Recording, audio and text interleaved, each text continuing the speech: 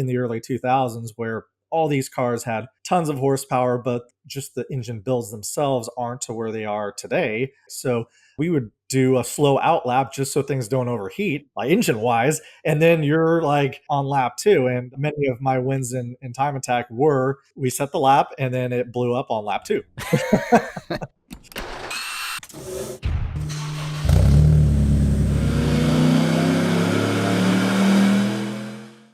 Welcome to the HPA Tuned In podcast. I'm Andre, your host, and in this episode, we're joined by Billy Johnson, who's an American professional race driver, a development driver, and a racing coach.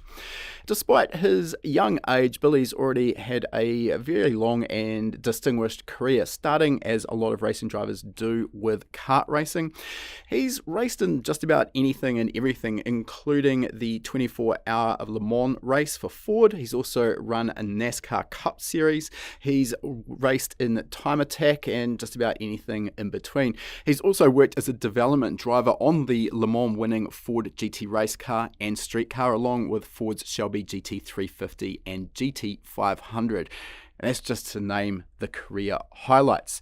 As a coach, Billy works with anyone and everyone from beginners through to aspiring young race drivers, right through to professional NASCAR drivers.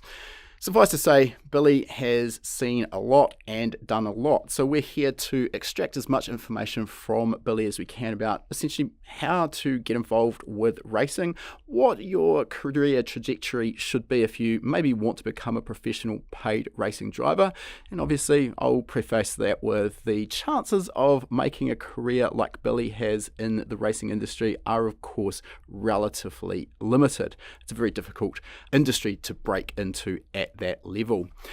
We'll also dive into some of the most overrated and underrated race cars out there, and particularly we talk about maybe if you're thinking about getting into racing, what the ideal entry-level track day car is.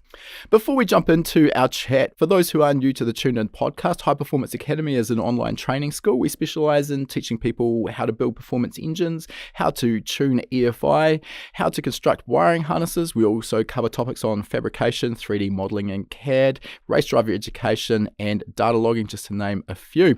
You can find all of our courses at hpacademy.com/courses. All of these courses are delivered in high-definition video modules that you can watch from anywhere in the world, provided you've got an internet connection. This means you can learn from the comfort of your own place and you can learn at your own pace. All of our courses also come with a 60-day, no questions asked, money-back guarantee. So if you purchase them for any reason at all, decide it wasn't quite what you expected, no problem, let us know. We'll give you a full refund. And for podcast listeners, you can also use the coupon code podcast75. That will get you $75 off the purchase of your very first HPA course. We'll put the coupon code in the show notes to make it nice and easy for you to find.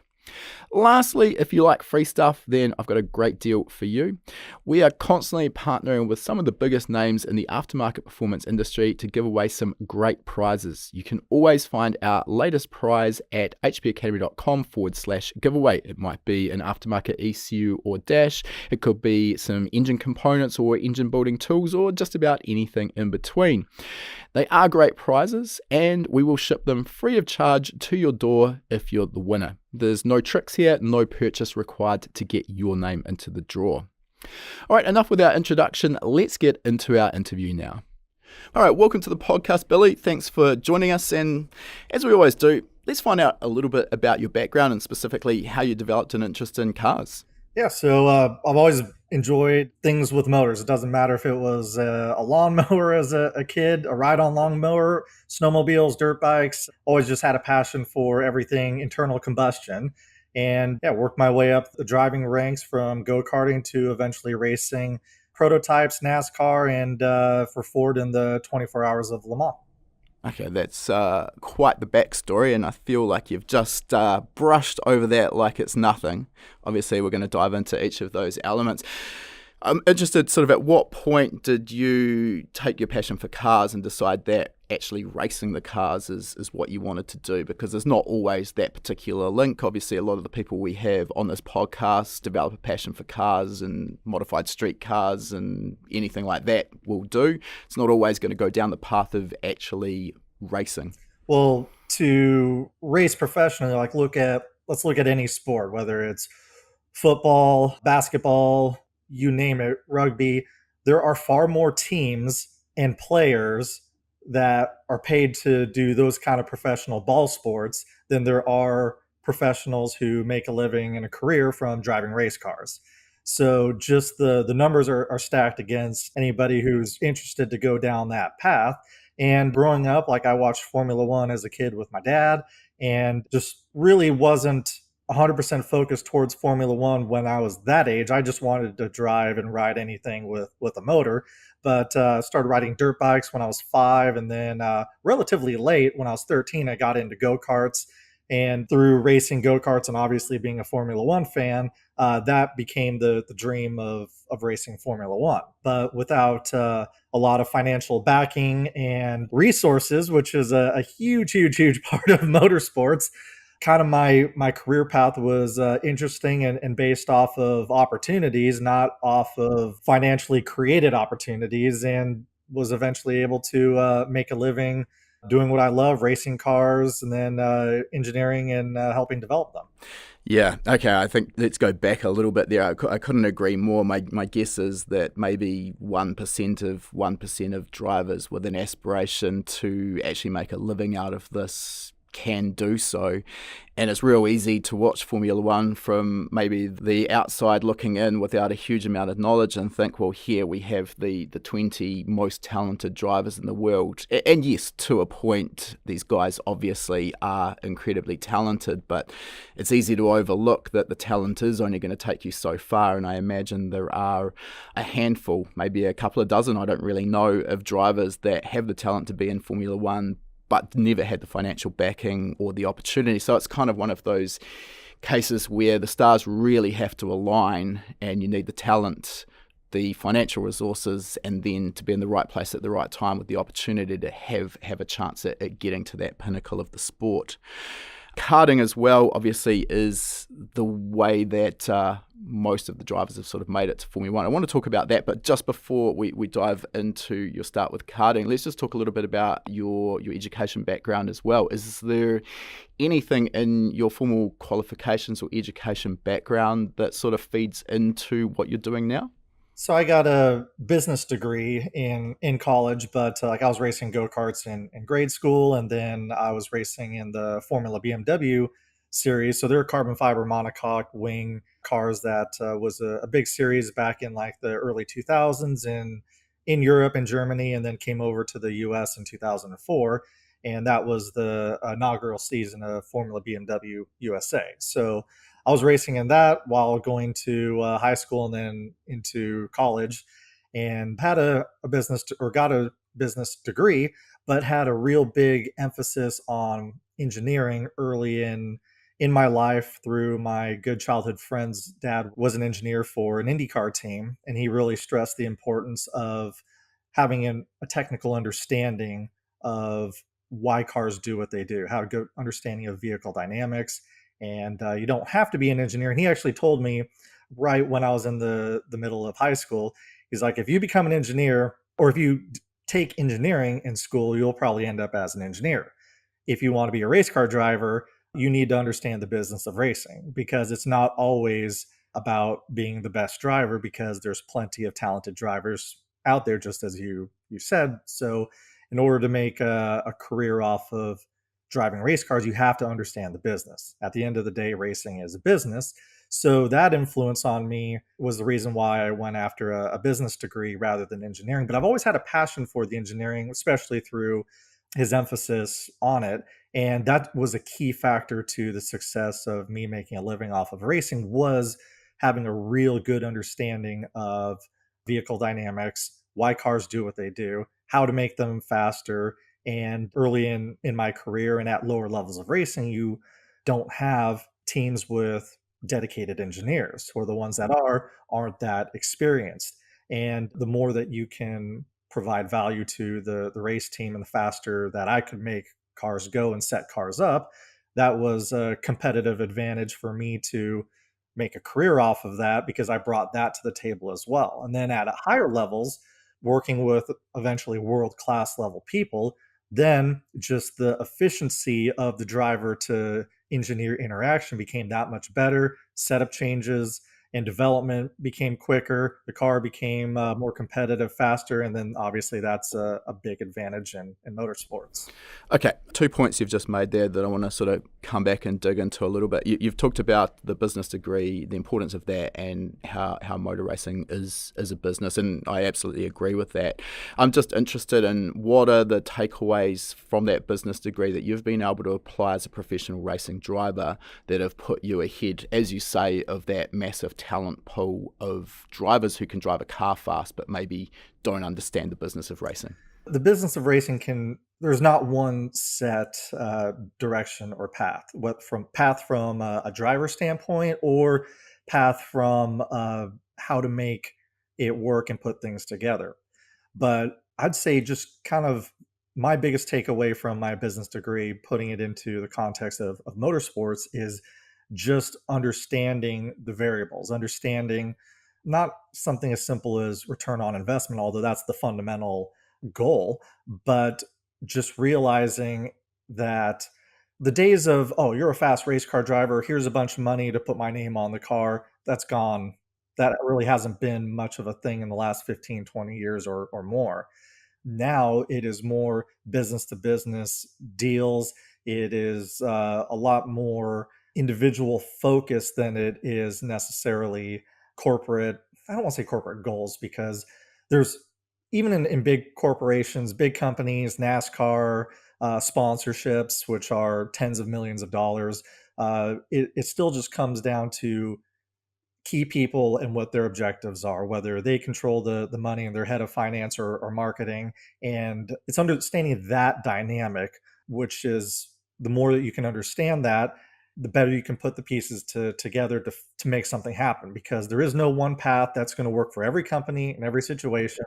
So the more you kind of understand the big picture, the more you could kind of say, well, this could work with that, and this together can make something happen. So basically, figuring out from a business standpoint how to put the jigsaw pieces of the puzzle together in order to get the end result that you want.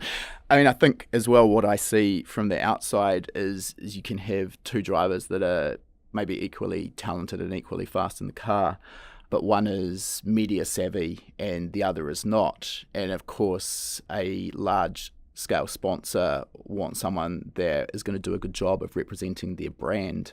So if you aren't good in front of a camera or you can't put a sentence together, I think it does put you on the back foot. So having some media exposure and an understanding how to talk to a camera, how to handle a social media profile, and how to put your sponsors in a good light, how to display them in a good light, I think is one of the critical skills that anyone's going to need to develop. And I mean, not even at a professional level. I dealt with a number of drivers through my old business who wanted sponsorship, at grassroots drifting or, club level racing, and we're talking maybe a free tune or a couple of $1,000s worth of parts, nothing much. But again, I saw time and time again people sort of come with their hands out, hey, I've got 35 followers on Instagram and I'm going to give you those exposure dollars. It's like, whoa, are you really? Probably not going to work that well for me. Coming back to the other point that you made about just having that engineering understanding to sort of link what the car's doing with how to improve the car. And from my standpoint, I sort of see there's sort of two drivers who can, again, be equally fast on track, and one's kind of just been fortunate enough to be born with an intrinsic understanding of what the car's doing and then how to change what they're doing on the controls in order to affect the car and get the result they want. So they can be fast, but maybe don't have that sort of deep understanding of why they had to do a particular thing. They just know that, if I do this, I'll get the result. The other driver has that more sort of deep-seated engineering knowledge, which obviously you do, and can discuss with the engineer. So on face value, both seem to be as fast as each other. How much of a hindrance is that lack of engineering understanding going to be for the guy or girl who's just naturally gifted to start with? Well, I guess it depends on the level that you're talking about. If you're in a lower level motorsports, time attack, you're doing it yourself and you're racing against other people in a similar light, it becomes not having that technical understanding becomes a bigger impact and hindrance on your ability to make the car faster. So if both guys in your example are similar talent in or similar speed in the same car, the one with more technical understanding is going to be able to set his car up better. And then now he has an advantage because his car is better than the guy who doesn't know how to set it up. And then that makes a big difference in the end result. And having that technical understanding in my career was a huge competitive advantage for myself to help me move up the ranks to race at the highest level of motorsports. But on the flip side, if you have a lot of resources, if you have a lot of financial backing, and those two examples, those two people are now in Formula 3 or Formula 2 or lower levels of oval racing, you name it, Indy Lights, if you can afford to be on a better team that has a good engineer that can extract the information from the not as technical driver and set the car up to be just as competitive as the more technical driver, then that competitive advantage goes away. So, really, in the success in motorsports often depends on financials. And if you can be on better teams with better engineers, then you don't have to have as much of that kind of skill set and you can still succeed. So I'd say for 90-95%, having that technical understanding is very important, but there are definitely cases where you can succeed without having that understanding. But usually, like I said, that comes with money. But then when you get like the best of the best, when you have the super technical person with the team and support behind them, you get somebody like Michael Schumacher, and then you just absolutely dominate. So, or like a Michael Jordan, where you have the talent, you have the work ethic, and you have the team around you, and you just do incredible things. Yeah, I think your point's really valid there and easy to maybe not consider. Here locally in New Zealand, we have an open wheel wings and slicks race series called TRS, Toyota Racing Series. I've actually renamed it now. It's a huge mouthful, which I can't even remember. But that's become, because it's run over the European winter, and in European terms, when you're trading euros for NZD, it's relatively affordable.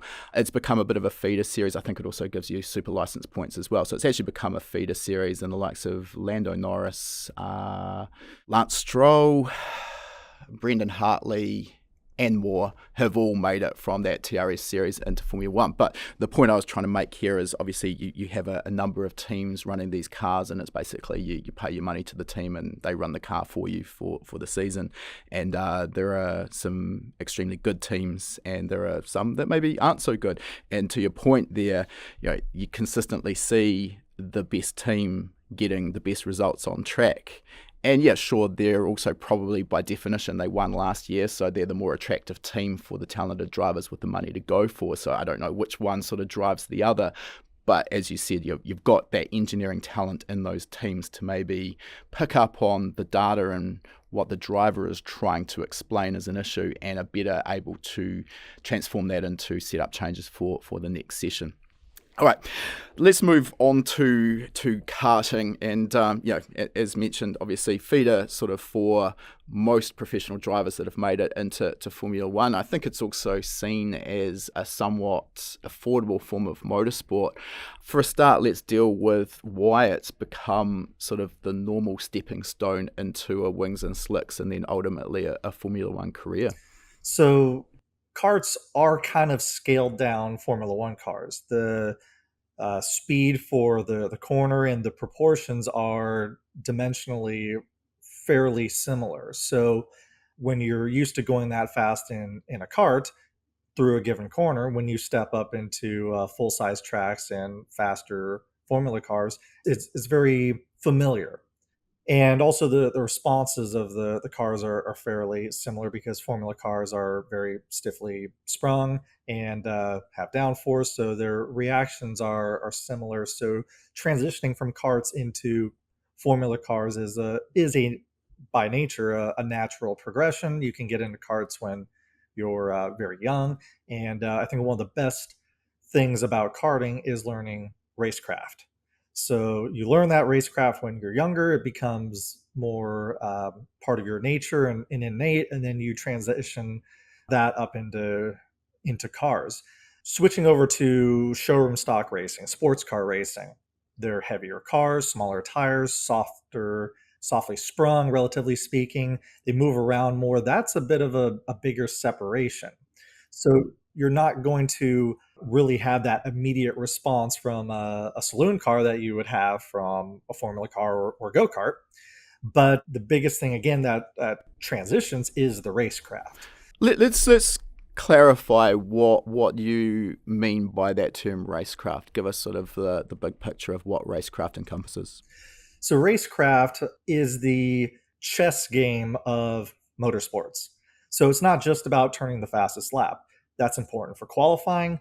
That is just a single dynamic of the big picture of racing a car in wheel to wheel competition.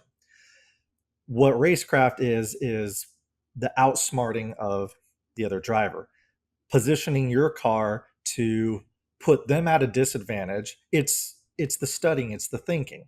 I'm not really a chess player, but to relate that, it is the thinking 3 steps ahead. Very rarely are you just going to happen to come up on a situation and then you pass the guy. You have to plan them ahead. You realize I'm faster in this corner, but I can't get the pass done. So I'm going to position my car here, which makes them miss their apex, which then sets them up in a bad angle for the next corner, which might set them up for a worse angle and a worse exit out of the next corner, which now you're able to put yourself in a position to get the momentum, get the speed going, and then now you can make the pass on the fourth turn. So it's learning that where it's not just here's an opportunity or I'm just going to make a pass randomly here. It's that kind of planning ahead. It is that kind of positioning, and it is learning that again, like chess, to be good at chess. From what I hear, like I'm not good at chess, is you cannot just look one move ahead. You have to be thinking 6 moves ahead, and that's exactly what you have to do in a car, and that's what you learn in karts because mistakes are often less costly from a vehicle damage standpoint in karts. Like, yes, you can like launch and flip over and stuff like that. Tends to be on the slightly rarer side, but just like bouncing off of each other or just making mistakes, it's Consequences aren't quite so high. absolutely. So it's a great place to learn that, and I truly believe for myself is that is the best thing to learn from in karts. Yeah, I think, again, for those who maybe haven't got on track at all, you'd sort of think that racing is just all about that optimal line and basically a set of qualifying laps. And when you're actually involved in it, you quickly realize that if you try running a qualifying line on a track with a competitor that's half a car length behind you, they're going to stick it up the inside into the first corner and you're not going to see where they ended up going. So it's all about understanding defensive lines, and as you mentioned there, maybe you've got two drivers who have different areas of a track where they're faster or slower, and then just understanding that, analysing their driving while you're following them, and then seeing where you can actually pick up some speed and maybe plan that pass, as you said, 3 or 4 steps ahead. So yeah, absolutely, I think it's something that karting really can teach. In terms of the actual driving style of a kart, so they're very different. Obviously, there's no suspension. You've got no differential in the rear. So is it safe to say that the handling compared to even open wheel wings and slick style kart is quite unique? It is unique, but like I said, it is scaled up like a Formula One car. So that's why Schumacher sent a lot of high level Formula car drivers and F1 drivers often drive karts for training because from a physical standpoint it's very demanding, and all the neck muscles and driving muscles that you use in driving is definitely taxed in a kart more than it would be a low level Formula car or any other kind of racing car. But yes, they don't have suspension. But going back to it, it's just the proportions of the kart to the kart track versus Formula car to the big tracks that really makes that advantageous. Just in terms of, you talked about the driver's neck muscles, and anyone who's seen Formula One will have seen the on screen with the G meter, and they're pulling, maybe 4.5, 5G through some of the high speed corners.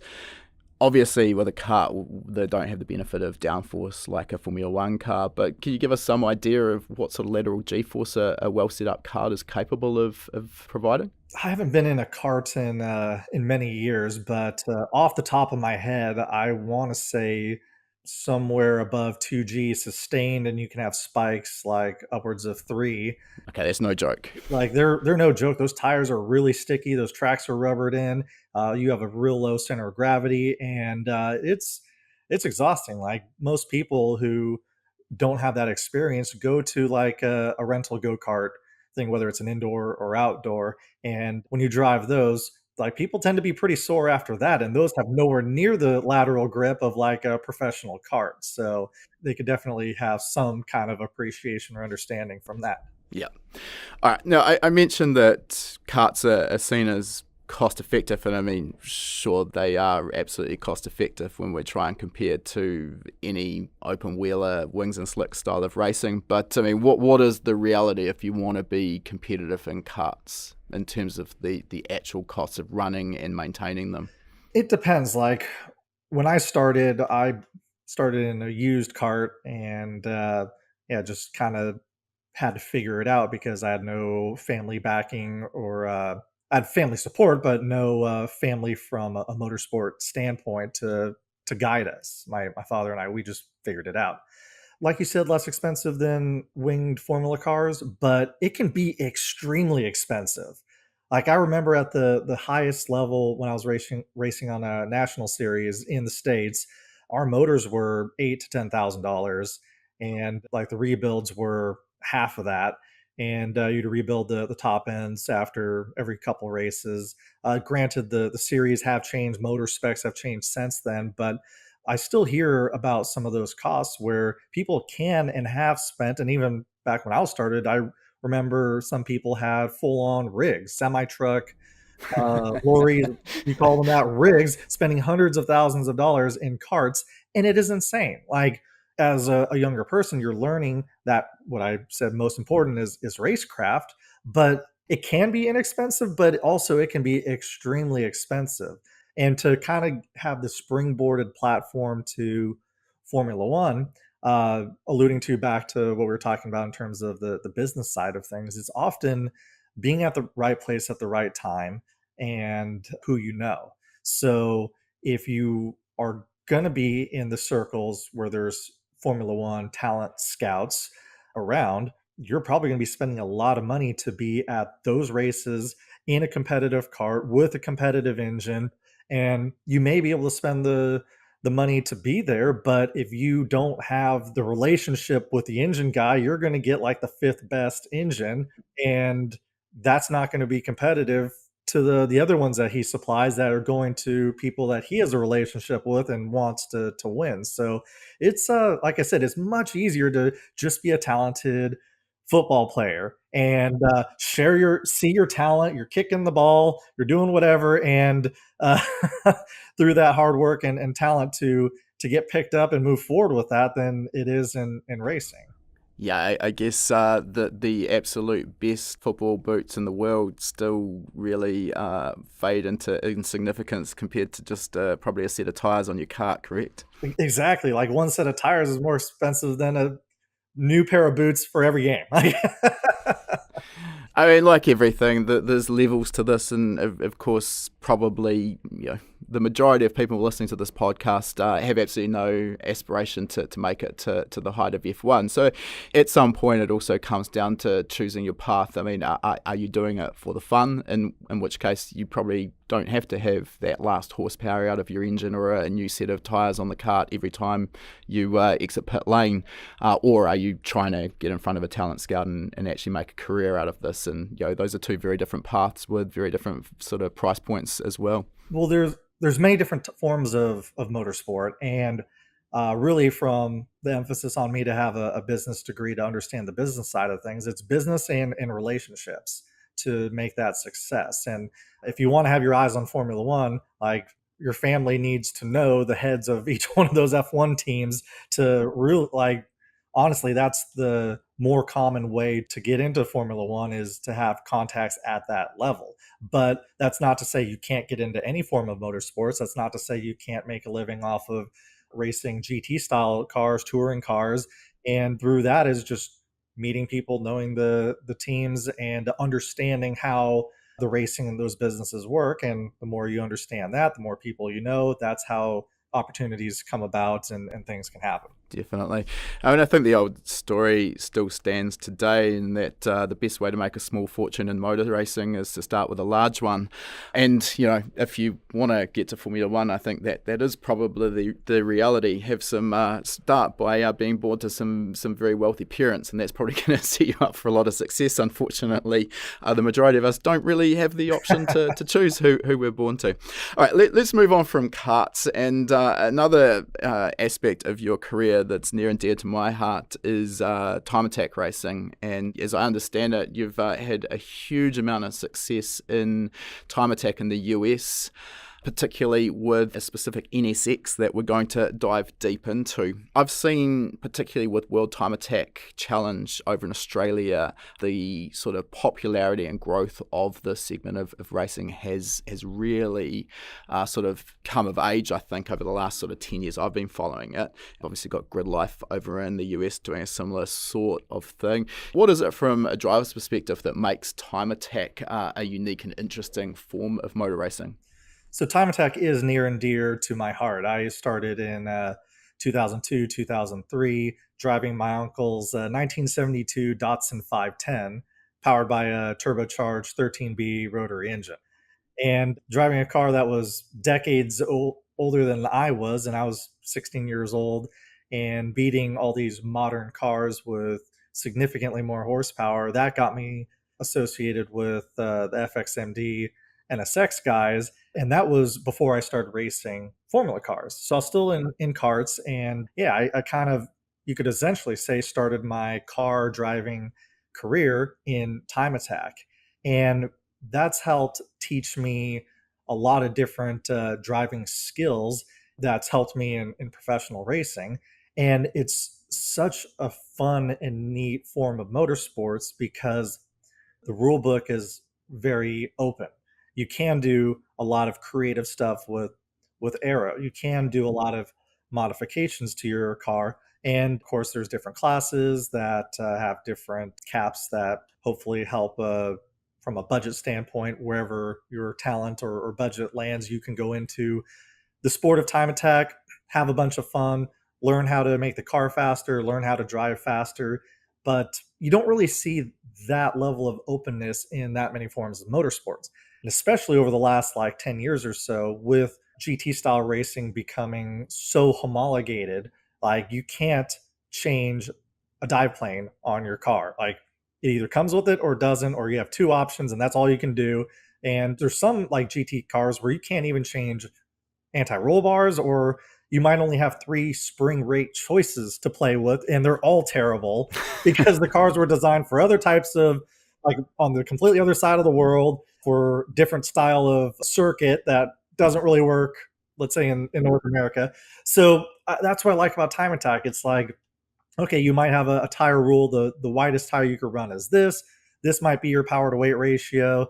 You have some splitter dimension differences or limitations, and then for the rest of it, do what you want. So that's what I really like about the creativity from a builder, a tuner standpoint, and that's really, in my opinion, what time attack is about: is car tuning. It is the tweaking on your car. It is the creativity of modifications, and that's what the whole, I guess, import tuning is, relatively speaking, from where you're at in the world, but the kind of tuner world. And professional racing 10, 15 years ago, you had a lot more openness, which was fun and unique. But now that everything's homologated, that creativity is gone. So whether it's for, and I think that's why you see a lot of real high level motorsports people turning to World Time Attack, because they could just stretch their legs and their creativity and challenge their brain with an open slate to do stuff on these unlimited class cars.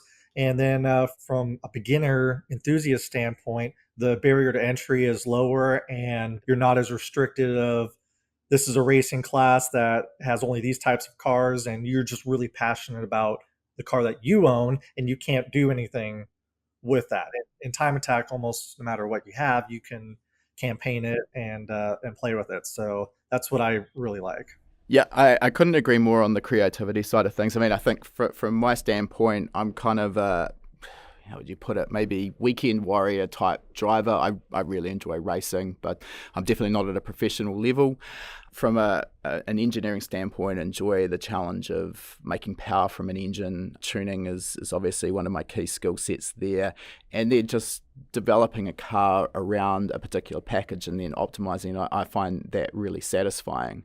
You're right, the rulebook for Time Attack is relatively open. Probably the only one more open than that, I'd say, is probably Pikes Peak, where you kind of have 4 tyres and some safety equipment and send it.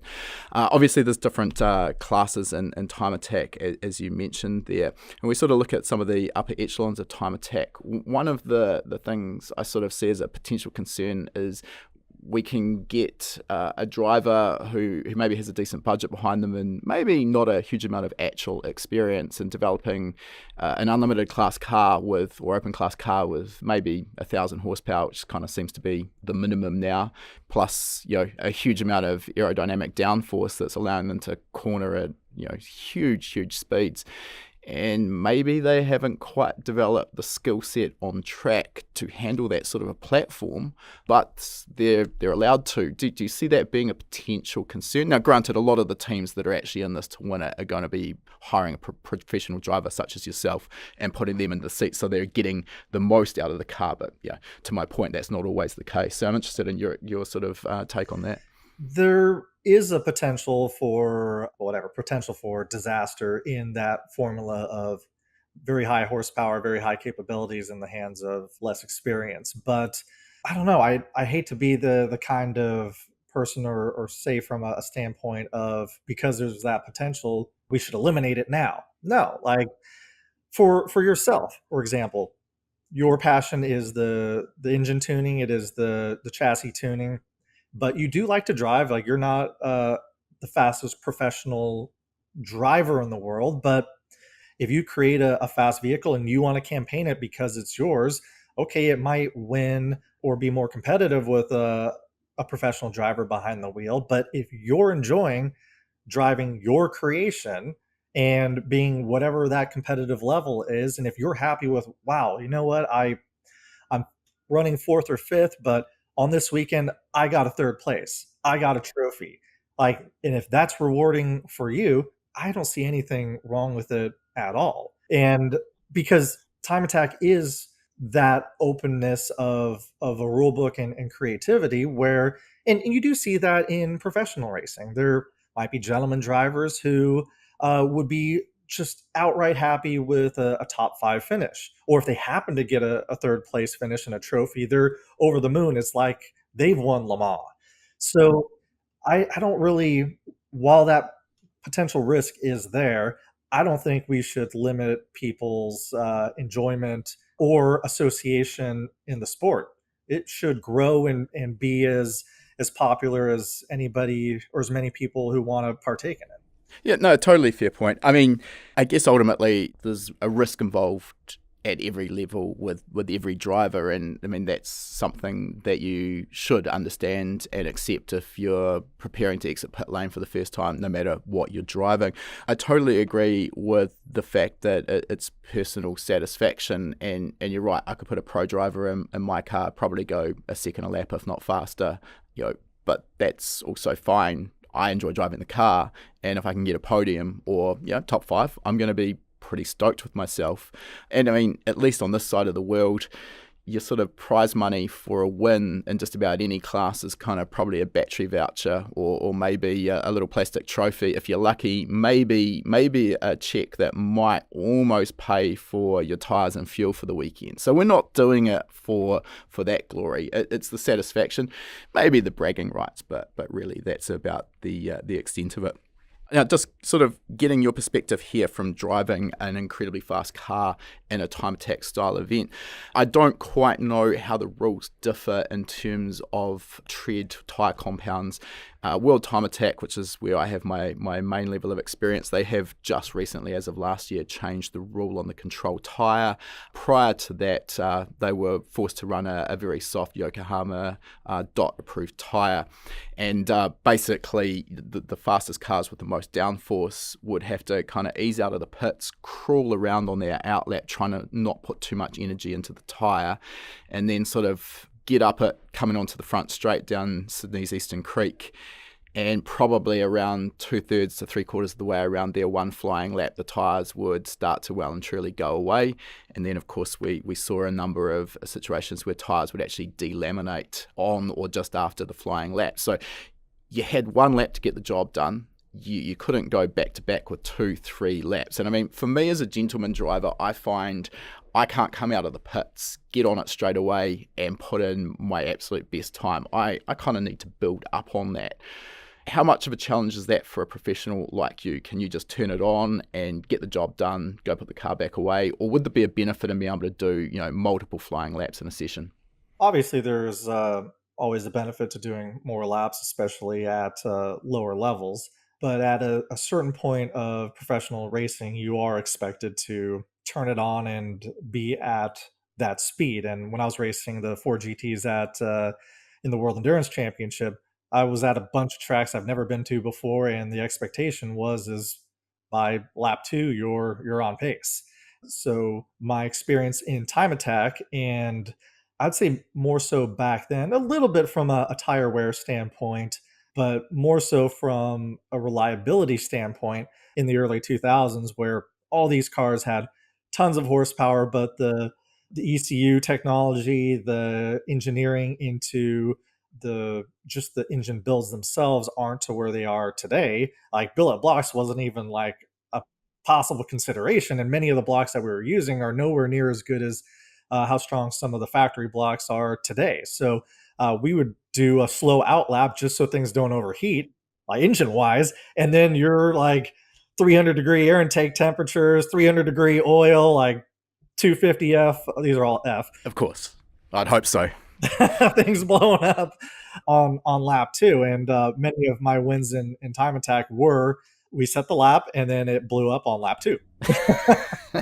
I mean, essentially what you're saying is you've got an 8-second drag car that's supposed to perform for maybe a minute 20, a minute 30, or however long the lap is. Absolutely. So that skill set was a necessity for me back then. It's still a necessity at high levels of time attack today, like you said, because of the tires and because of the amount of downforce. So that's really the limitation rather than engines blowing up. But for the enthusiast, it is a challenge. It is absolutely a unique skill set and challenge to be able to go cold and lay down that lap time and put it all together. And even in professional racing, there's fast drivers that some of them need to get up to speed, maybe not at the top levels, but there's drivers who get paid to race who need a few laps to get up to speed. And they're also the ones that struggle with qualifying. Yeah. Other drivers who are amazing at qualifying, they can just turn it on and throw down on lap 1, and that's optimal for a professional racing tire in some scenarios, and they do well there. But for the amateur, for the enthusiast, that does pose a challenge, and that's probably one of the negatives about time attack for the enthusiast and amateur is the amount of seat time, because for most drivers, it's the nut behind the steering wheel. It is the steering wheel spacer. It is the driver that's the limitation, because you could spend so much money on more power, more downforce, and not really go that much faster. Whereas if you just had a little bit more training and coaching and understanding some of those driving dynamics, you could pick up many, many seconds. And often people would just rather invest money in their vehicle rather than themselves. This is a touch out of order, but seeing as you raise it now, let's talk about it now rather than a little bit further on. This exact point of what do I do in order to improve lap times in my car? Now, I've talked about this on the pod before. We used to, through my old business, run track days at a local racetrack. And it was a non-competitive type of track day whereby you're only allowed to pass down the straights. You weren't allowed to pass under brakes or through the corners, so it minimised the risk of panel damage. And these guys and girls are taking their street cars around. You want to get to the end of the day with a shiny car, just like you arrived at the track. So that worked really well. And of course, the bug usually bit for half of the people who went, and they would come back and say, hey, I want to go faster. What do I do? And the usual would be that they would come to us and say, hey, I need more power. And that wasn't my take on the best and most cost-effective way to gain lap time. So I'm really interested in hearing sort of what direction you suggest going. Now, obviously, you mentioned coaching there, so that plays into it. But yeah, give us your perspective. So I do a lot of driver coaching as well, from beginners to I coach NASCAR Cup drivers, Le Mans drivers, as well as some CEOs and celebrities. But working on yourself is going to be a far bigger return than upgrading your car.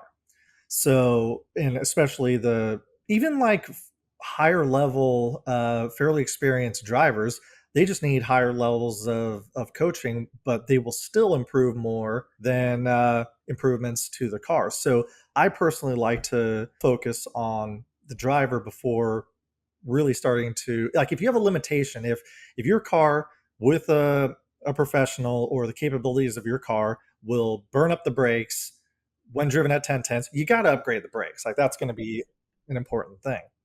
But as you go, like, speed costs money. To have a car go faster costs more money. The faster you go, the harder you are on brakes. So then you're going to have to replace brake pads more often. And eventually you're going to have to upgrade the brakes to a big brake kit, because the stock brakes might not be able to handle that. Every situation is different. But adding more power, that's more fuel. Adding more power, that's more demand on the brakes. Adding more power, that's more heat generation. So are you going to run into oil and water cooling issues? And then you're going to have to upgrade those. So it's just a big downward spiral of money spent to make a car go faster. So everybody's situation is different. Every budget is different. But I personally like investing in the driver first, and getting that experience and seat time, and then really looking at what are your goals. If your goals is to race and compete in time attack and have a limited class build car because that fits your budget and everything, then work towards that. If your goal is to race in a local series, touring cars, work on yourself, work towards that goal. But with your statement of people often say, I want more power, that is a less educated kind of desire in most cases. And also maybe it's possibly stemming from some of the format of what you're saying. If you can only pass on a straightaway and you're kind of in a train of cars going sub limit through the corners, then okay, I'm stuck behind 5 slow guys. I only have enough horsepower to get by 2 of them. I'm stuck behind them again until the next straightaway. If I had more power, I could get past all of them and then have a clear track. I don't know. I'm just saying that might. Yeah, I think there's an element that plays into this, though, that more power is fun. And I'm not going to knock the fact that it is more fun for sure. And also, it's something that you're going to physically notice. You spend X thousands of dollars on whatever it might be, a new turbo, a ECU and a tune, and yeah, hey, you make another 100 horsepower, you're going to feel that every time you put your foot down. So there's sort of that instant gratification for that, as opposed to your point about brakes. I mean, I love a car that stops exceptionally well, but I'll also be the first to admit it's not a sexy modification. But time and time again on the racetrack, you're going to find there's very few production cars, unless you're sort of starting to get up to Porsche GT3 spec. There's very few factory-built cars that have a braking package that is actually going to handle 15-minute sessions on the track without your brakes starting to fall away. So that's an area that's not necessarily just performance-based. It's just common sense and safety. If you can't stop your car, well, you're not going to be able to put in a good lap time. I think, though, coming back one step, even beyond, because I've talked about this numerous times, people come in, they want more power, so we give them more power, and then all it does is sort of amplify all of the problems with the car in terms of if your brakes are marginal with 200 horsepower, they're definitely going to be more marginal with 300 horsepower. If your suspension is stock and it's wallowing through the corners, it's going to just make it more hard to control that car on the edge when you've got more power. So to me, that's not the first modification we should be making. But I mean, I think to your point, which I haven't actually talked about before, is track time. Actually, instead of your $3,000 modification to your car, again, granted, assuming that your brakes are up to the task for a moment, I think you're spending that money on track days and actually just getting track time experience, seat time, and maybe putting some money towards coaching. That, probably all things being equal, is a better use of your financial resources. Would you agree with that? Well, it sounds like you do.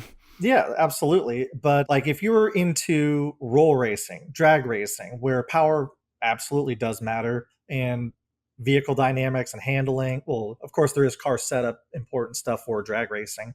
But like if you're really into just power, just engine tuning and going down that route, there's absolutely nothing wrong with that. That is a different form of motorsport. Of course. And go in that direction. But if you like driving around a racetrack, if you like handling, if you like feeling the balance of a car, well, one, now it's an even bigger envelope of now you have suspension tuning, you have car balance. But in addition to that, and most importantly, is driving. And driving skill sets are more important than making the setup perfect. It's more important than putting the $5,000 coilovers onto the car.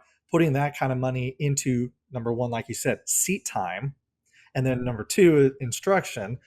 That is what's going to be the best return. And in my opinion, I think that's the most fun. Like if you're drag racing, that's a few seconds of fun, and again, different style. But if you like road racing, you're enjoying driving your car. So get as much seat time as you can. That more experience, that more seat time. And whether you're an amateur or have professional ambitions, the more seat time, the better. It is far easier to go to a golf course a few times a week and play a round of golf than it is to go out to a racetrack, either trailer your car or drive your car there. Like, it is just a lot more difficult and expensive to be in the sport of motorsport, but it is better spent on getting that seat time rather than the more expensive suspension, rather than the more power. And I may be a bit of a unique or a nerd, but I do find brakes a sexy modification. When I'm at the track, I look at these cars with big wings and wide bodies, and I look at, and it's like, oh, they have stock brakes. Like they can't be that fast. So I do look at that kind of stuff, and hopefully maybe we will inspire people to start shifting that kind of paradigm where it's like, oh, what kind of brakes do you have? Oh, you still have sliding 2-piston calipers? Dude, you got to upgrade that. Yeah, maybe that was a little unfair. I mean, I quite like the brakes that we've got on our 86 endurance car, and I also like the fact that I know that they're going to stop me every time I press that pedal. Coming back to your point, just because you raised drag racing, that is my background. I mean, even then, I fell into the trap with my own car, which at the time it was retired. We held the Mitsubishi Evo 4-wheel drive world record, and my whole focus, because I'm an engine builder and a tuner, was like, right, let's go. Let's see how much power we can extract out of this little 2-litre engine. And, 1160 wheel horsepower was no joke. But the reality was that it was such a struggle with that car to not break components, to get it off the line without either bogging or just lighting up and sitting there on the spot doing a 4-wheel burnout was such a challenge. And then, we overcame that, and it went 8.2 at 180 mile an hour, so no joke. But we learned from the mistakes of trying to just chase outright horsepower, and with a customer's car that we built later on, which is a later model Evo, we're like, all right, well, what do we need to get the job done? He wanted the late model Evo world record. Okay, 842, which it was at the time. Okay, well, I think we can do this with 1,000 wheel horsepower. So let's just get that and cap it there. So we had a wider, more usable power band. And then what we focused on was car setup and getting the suspension dialed in. And that car 60-footed significantly better than my drag car. It broke way less stuff. It did laps. It got to the end of the track consistently, and in the end it went 8.3 at 170 mile an hour. So, it wasn't as fast, but I mean, we're talking, marginal amounts of gain. So again, I think, even in drag racing, more horsepower isn't always better.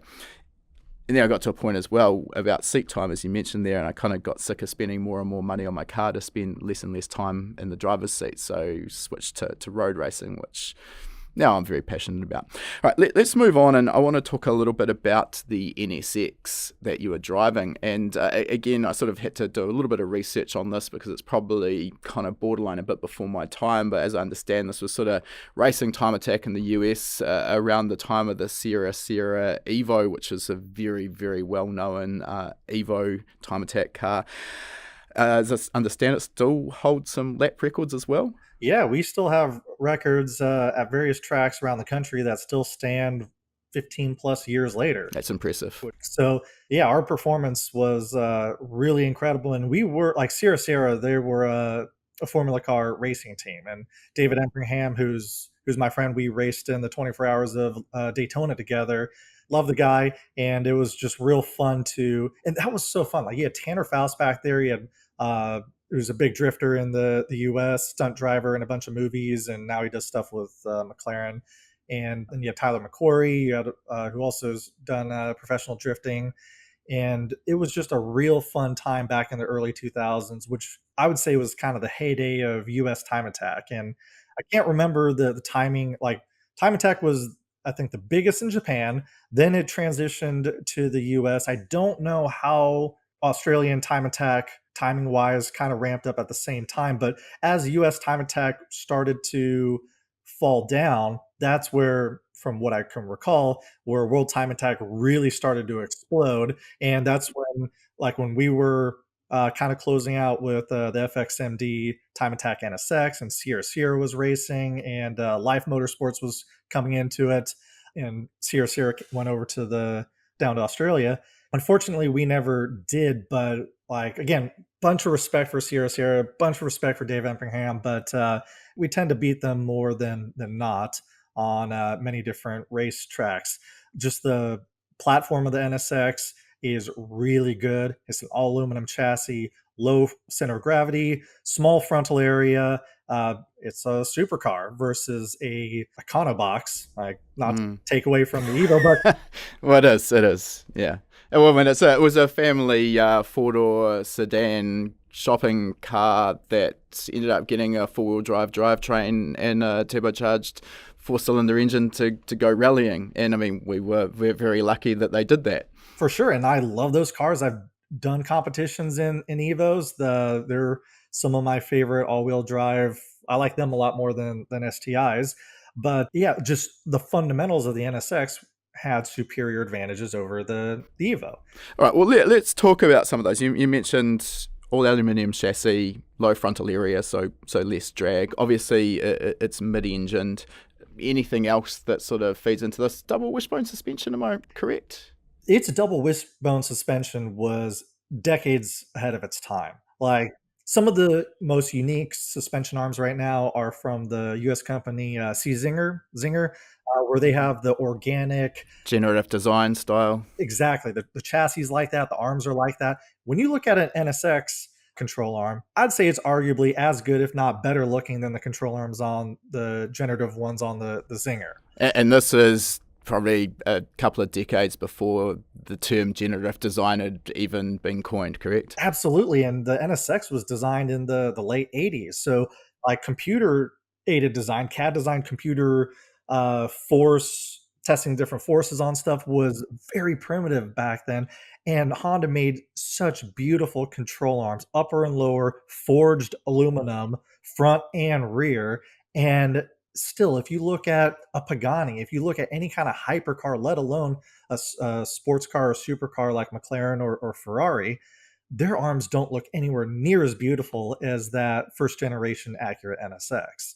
So when you have some, like, decades ahead of its time technology in terms of components, design, all that chassis, like, out of all the cars that I have driven in my professional career, supercars, hypercars, the NSX still always has a very special place in my heart. It's high praise. And still, the driving dynamics of it is incredible. I love driving that car. Okay. So just to dial into that suspension setup a little bit further, I mean, the majority of production cars, if we're not talking about something with an Italian badge on it, generally they favour a McPherson strut front end for packaging and basically cost reasons, usually maybe a multi-link on the rear, but the benefit of the double wishbone suspension is it gives the engineers a lot more flexibility into designing the camber curve into something that's actually going to be more favourable for a track-based or performance-based application. The other aspect with the NSX of this mid-engine design, I'm interested, never having driven anything other than an AW11 MR2, which we won't count as a performance car. How much of a difference does the engine position make on the dynamics of the car and how it affects your driving style? So the center of mass, engines hold a bunch of mass, drivers themselves are a bunch of mass. All those definitely play a massive a big part of the end character of the car. So those are like qualitative characters. There's some objective positives to them. And I'd say it's more of those kinds of fundamentals. Can those fundamentals overcome or be overcome? And that's really the limitation. So from an aerodynamic standpoint, you have a Evo. It punches a big hole through the air. It's a tall roof line, big car. There's not really a whole lot you can do about that frontal area as you want more downforce. Most of the time, drag's going to go up in a pretty big way too. So inherently, the smaller profile of the NSX has that advantage. And I was on there's some controversy of me criticizing the R34 GT-R. I saw that, but I Yeah, couldn't agree more, actually. I think it's one of the most overrated cars in existence. it is. I do like them. Oh, me too. I'm just not paying 300,000 New Zealand dollars for one. It's out the gate. Yeah. So again, whatever. Just because something's overrated doesn't mean it's a bad car. But the fundamentals of, let's say, the GTR, you have a cast iron straight six where half the engine is sticking out in front of the wheel center line. You have that massive polar moment of inertia. One, that's really bad for weight distribution, and GTRs don't have good weight distributions because of that fundamental. So it comes down to the fundamentals. If you have a limitation where, let's say, an NSX and a GTR have the same horsepower, but you have more tire than you have power, well, then you have your limitation is that polar moment of inertia in the GTR where it's not going to change directions. Let's just describe that term, polar moment of inertia, because that's one that I know a lot of our listeners are probably, that's just gone straight over their head. So just dial into that a little bit deeper, please. So for like the polar moment of inertia and Nissan GTR, imagine holding a heavy bowling ball out with your arms extended in front of you. And somebody talks to you behind you, and now you have to swing around to see who was talking to you. When you have that heavy bowling ball stuck out in front of you, it is going to take a lot of effort and time, and it's going to be difficult to pivot and rotate to turn around. And that's the challenge that a nose-heavy car, even Supras, are in a similar way to have that challenge. But even worse, the GTR, and even worse than that, some front-wheel drive front engine cars where the whole engine sticks out in front of the front axle, that becomes a challenge. Where if you have a mid-engine car or let's say a Viper, the entire engine of a Viper is behind the front wheel center line. It has that massive hood, or whatever, the C7 Corvettes like that too, the Mercedes AMG GT, all those front engine cars have the entire engine, all that mass behind the front wheel center line. So they pivot and can rotate better. Imagine holding the bowling ball against your chest. Now you can twist and turn much faster. It's kind of it's a little bit similar to, most people can get their head around adding a light and flywheel to reduce the inertia of the moment of inertia of the engine, but it's not just a case of the mass of the flywheel. What you want to do is get what mass you have closer to the center of rotation. So that's why we go from maybe a 8 or a 9-inch diameter clutch to a little 5 1/4-inch twin plate, because we're moving that mass. Not only is the clutch itself physically lighter, but now all of that mass is located closer to the center of rotation of the crankshaft. So exactly the same as moving the mass of the engine. It's not just the mass of the engine, it's how far away that's located from the center of rotation of your chassis. 100%. And since the companies down in Australia, Carbon Revolution, who makes they're the world's largest producer of carbon fiber wheels. One big advantage of the carbon wheel is exactly what you said on the flywheel, is the center of mass is towards the hub. So while you can have an aluminum wheel that's about the same weight or the same weight, it's more evenly distributed across the spokes and across the barrel, where the carbon wheel is most of that mass is centralized. So that has all those same benefits that you just said, in addition to, more importantly, being a stiffer wheel. A little bit of a tangent, but since they're down in Australia, you guys are in Australia, I'm definitely in New worth Zealand. I'm in New New Zealand. Zealand. It's like calling an American a Canadian. Just let's get that real clear. Those are fighting words, so I can respect it. I'm just kidding. I just want to come back to the R34 GT-R point before we sort of finish off, because probably right now we've got a lot of followers offside. And I think you mentioned it. I don't want to say that the R34 is not a great car. I've always been passionate about actually more the R32 GT-R, and I still would aspire to own one of those at one point. The R34, I think, in its right, is a good car, but not a great car. However, in stock form, they're rated at 206 kilowatts, and granted they probably made a little bit more than that. They're not that exciting to drive, but with even just a modest set of upgrades, and upgrades that don't have to cost the earth, it really, now you start to see the potential of that car.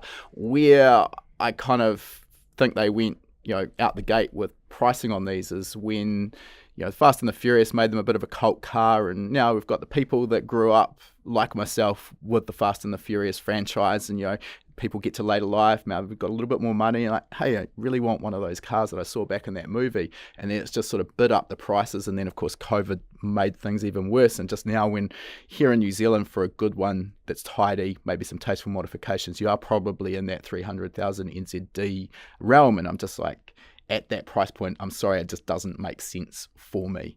Back when I sold my business, I had a customer, had a New Zealand new one with some really tasteful modifications, and at the time, just before I sold my business, he sold that car for the equivalent of, I think, about 50 or 60,000 New Zealand dollars. I'm kicking myself to this day that I didn't have the funds to afford it, but that was the reality. At that price, amazing car. And despite the RB26 really showing its age, there's much better engines these days with a lot more technology. It is still, in my opinion, one of the best sounding 6-cylinder engines in existence. So there we go. I do still love the GT-R, just not at the price they're asking for them. Let's get into the sort of engine package in this NSX, because I feel like we've gone off on a massive tangent. So let's pull this thing back. I mean, standard 3-litre naturally aspirated, or the later 3.2 naturally aspirated engines that came out of these probably weren't going to cut the mustard to be competitive in time attack. So what was done there? So yes, it's a 90-degree V6. Really cool though, because it has titanium rods from the factory and magnesium valve covers, as well as the lower part of the intake manifold was magnesium too. So a lot of neat stuff. It was the second car ever to have VTEC after one of the Civics in Japan. And in order to make the horsepower that we were competing at, which ranged from 600 to 800 horsepower, we had to sleeve the block. So we had Darton sleeves, we had CP pistons, Carrillo rods, and that was like, really, we didn't have to do much head work. The Honda C series heads, it's nowhere near as good as a K, which is incredible, but it was a really good flowing head. So there wasn't a whole lot of head work that needed to be done back then. I think Honda have always produced exceptional cylinder heads, and really, I mean, I think that's the secret to why Honda engines, the B series, the C series, the K series, are so exceptionally good. And I mean, it's the head, the airflow in and out of the cylinder head that really is the key to making power. The rest of the engine, the bottom end's just there to support it. It's basically a big air pump. So that's really the key aspect, I find. Absolutely. And that definitely made development easier, because compared to an RB or a 2JZ that you have to improve, you have to do a lot of work through trial and error and development to improve the flowing of those heads to make that kind of power without a million pounds of boost. The NSX made a ton of power with very little boost. The intake air temperatures were not through the roof because the heads flowed so well. So we didn't have any of major challenges from that standpoint, just due to the inherent nature of the head. So just fortifying that bottom end was what we needed to do. As we increased aero and tire size, oil starvation became a big deal. And the real funny thing was is we didn't want to spend $10,000 on a dry sump oiling system, but we would blow at that time a $15,000 motor. And in one year, we blew 6 motors, and it's like, guys, like we just blew 6 motors. Yeah, it can be a real sort of hard pill to swallow, the likes of a $10,000 dry sump system, when in its own right it's going to give marginal gains in performance. But yeah, if it's going to save you a $15,000 engine, or in this case, six $15,000 engine, it's a pretty good investment, I'd say. It is, and once we invest in that, we never had a failure from oil starvation ever again. Yeah. Now, I think oil starvation is one of those things that until you've actually taken a standard road car on a racetrack and started adding some sticky tires and some better suspension, it's easy not to really give too much of a thought to it. But it's a real issue. None of these factory cars, or very few of these factory cars, are designed to sustain 1.5 plus lateral Gs through a corner, or even under braking. In our NSX, we were closer to 2 Gs sustained. And yes, the factory system wasn't good enough. Even my stock NSX on like a 235 front, 265 rear, 200 tread wear, which doesn't mean anything. Like tread wear ratings are just absolutely irrelevant. But just modern tires and not even much aero, the stock NSX, I can get to starve of oil, which is a big problem. But when Wow, that's worrying. It is very worrying, and those engines are becoming rarer and more expensive. And when you said brakes are not that sexy of an investment because you don't get that return of a power from that expenditure, dry sumps are even worse because, okay, you might get like 1% better or 0.5% and a few horsepower, but it's a big investment. It's a very, very poor horsepower per dollar ratio. Yes, but it's $1 per dollar save if you know where the limit is and your goal is to be above that limit. And unfortunately, unless if it's a well-known issue, like, okay, some of the LS V8 blocks are known to have oil starvation issues at this kind of performance level, bunch of them blown up. People know where that performance level is. So if you want to operate at that level, you have to do X and Y. We kind of found that out with the NSX, and I developed my own dry sump system with a billet oil pan for my own personal street car. But yes, it takes money to go faster. So going back to what we said very early on, if you want to make all this power, if you want to put all this downforce on your car, there's always going to be a limitation. And it's better to invest in the driver and have fun with what you have rather than learning these expensive lessons by just seeking more and more speed and power. Yeah, yeah.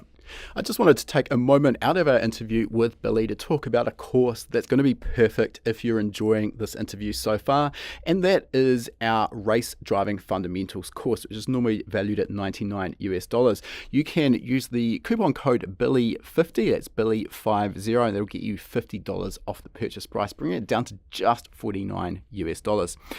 This course is guaranteed to find you lap time, particularly if you are a beginner when it comes to race car driving. There's a lot that is maybe not immediately obvious as you translate your skills from driving a road car on the street to then driving on a racetrack, and we highlight all of those areas that you need to understand.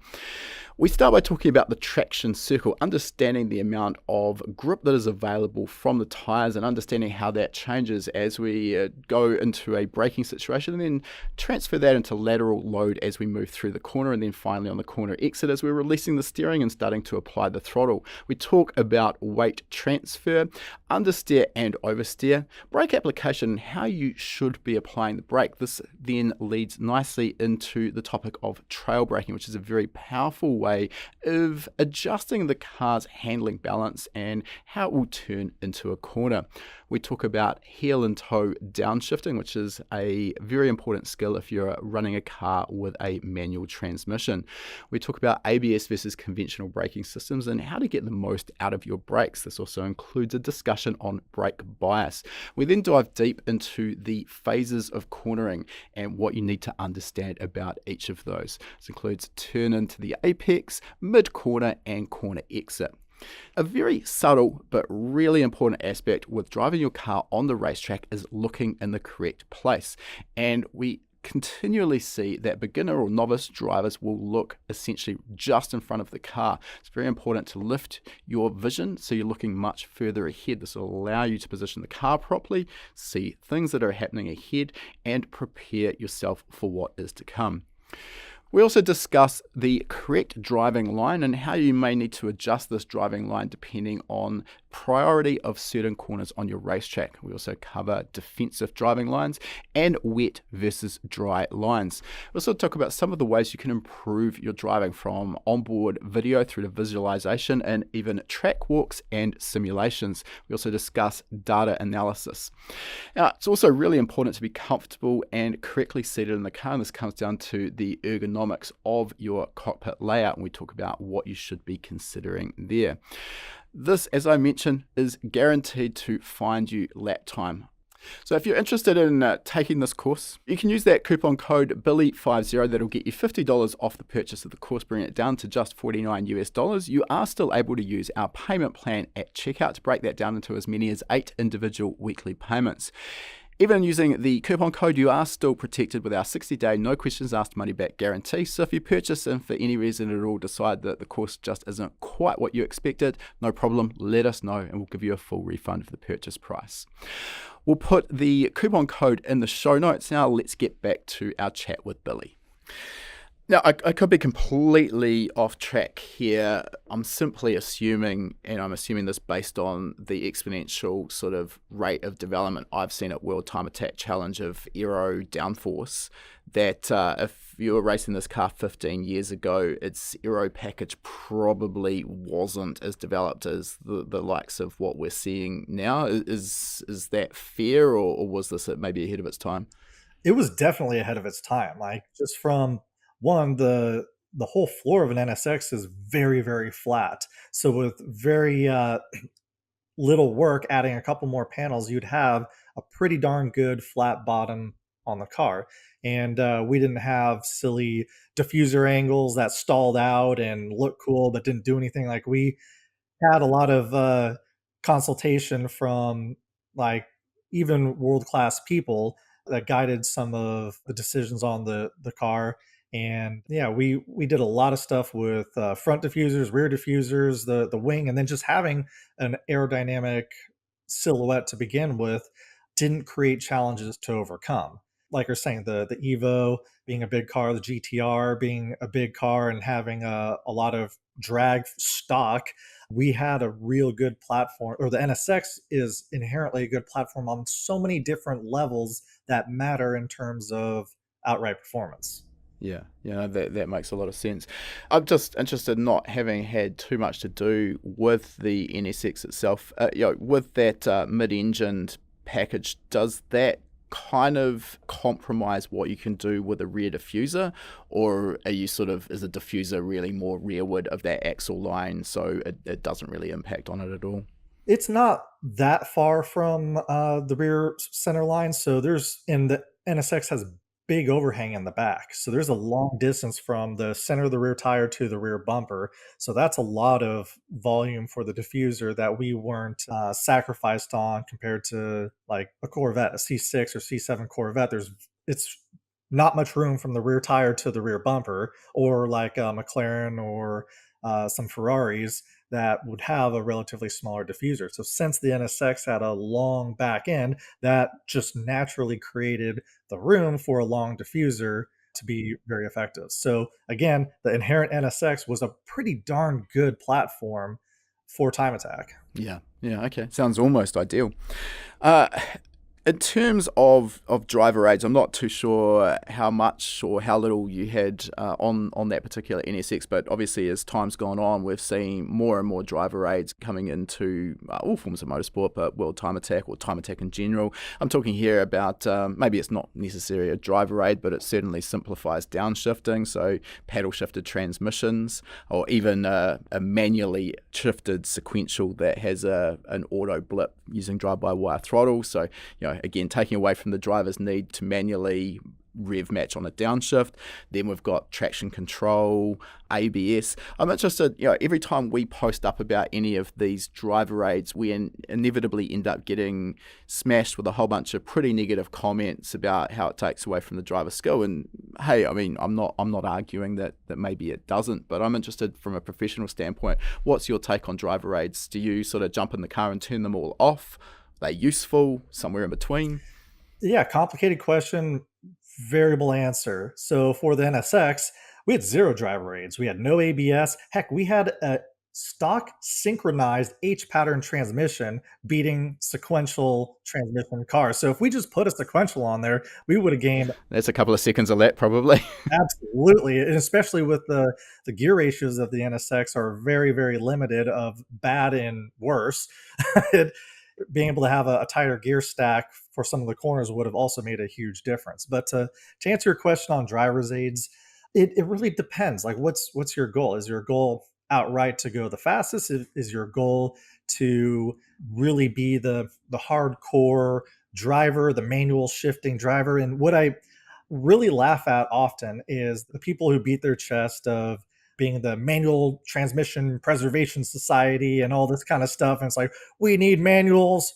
Many of those people are the same ones that's like, I want auto rev matching on downshift. You don't want to learn to heel toe? No, that's difficult, but I want my manual. It's like, well, it's very hypocritical. Yeah. And like they want all these like automatic features that take away from the true manual driving experience. So it depends. One, I think like modern ABSs are fantastic, and the gap where a good driver can outbrake ABS is gone away a lot. And like I dealt with that a lot in racing the Ford GTs because our GTLM cars back in that time period, there was also Corvettes, there were Aston Martins, there were Ferraris and Porsches that were in GTLM, like the Ford GT.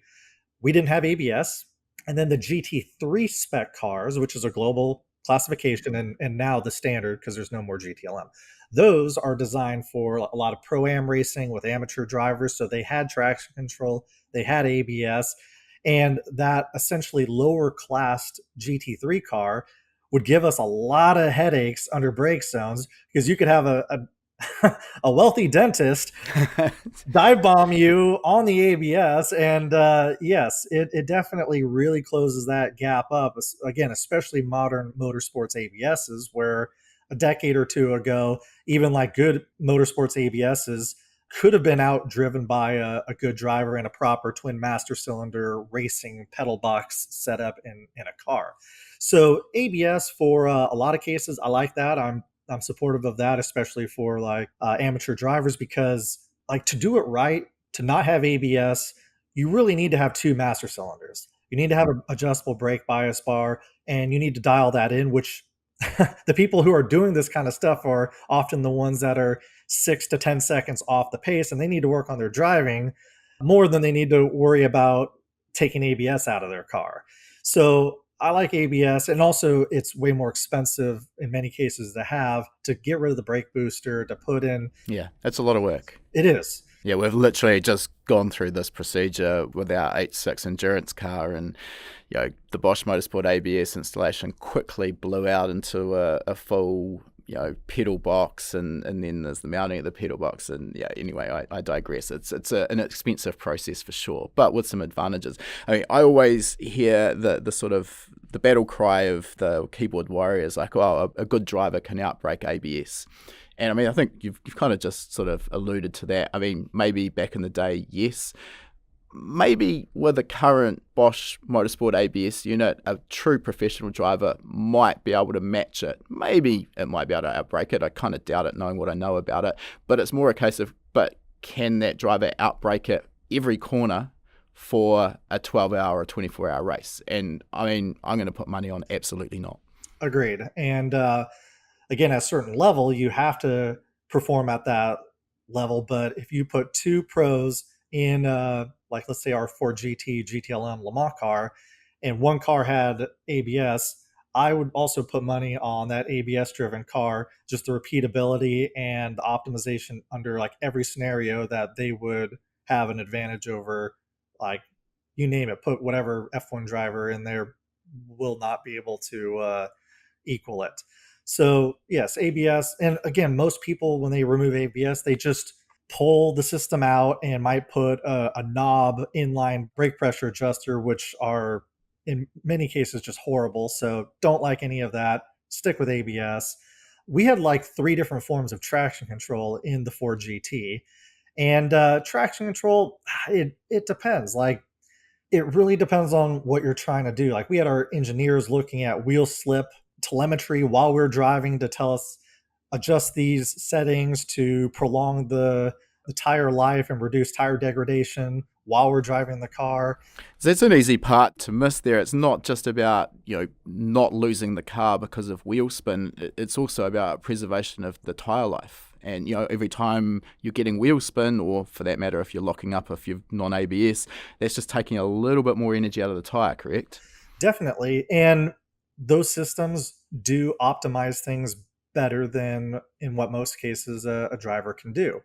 Relating that to the ABS systems in production cars maybe 10, 20 years ago were garbage for ABS as well as traction control. But modern motorsports ABS and traction control are amazing. And even like what you guys have in your courses for attainable ECUs, what you're able to do with a drive-by-wire throttle. Like I was never a huge drive-by-wire guy when I was doing time attack, and because the systems just weren't there.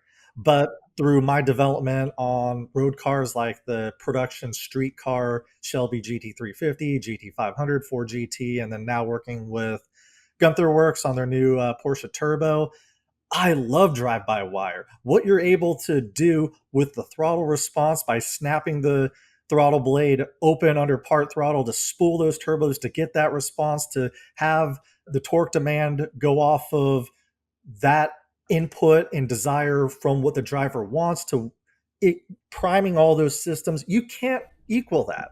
Like No, absolutely not. my uncle's 510, the turbo rotary, obviously a throttle cable, like it had a big turbo on it. I was in a braking in a straight line, and I remember getting the downshift done, right foot braking, then transition to left foot braking in the last part of the brake zone, like in the brake zone, switch from my right to my left foot, and at turn in, I would go full throttle. So it had boost on the exit.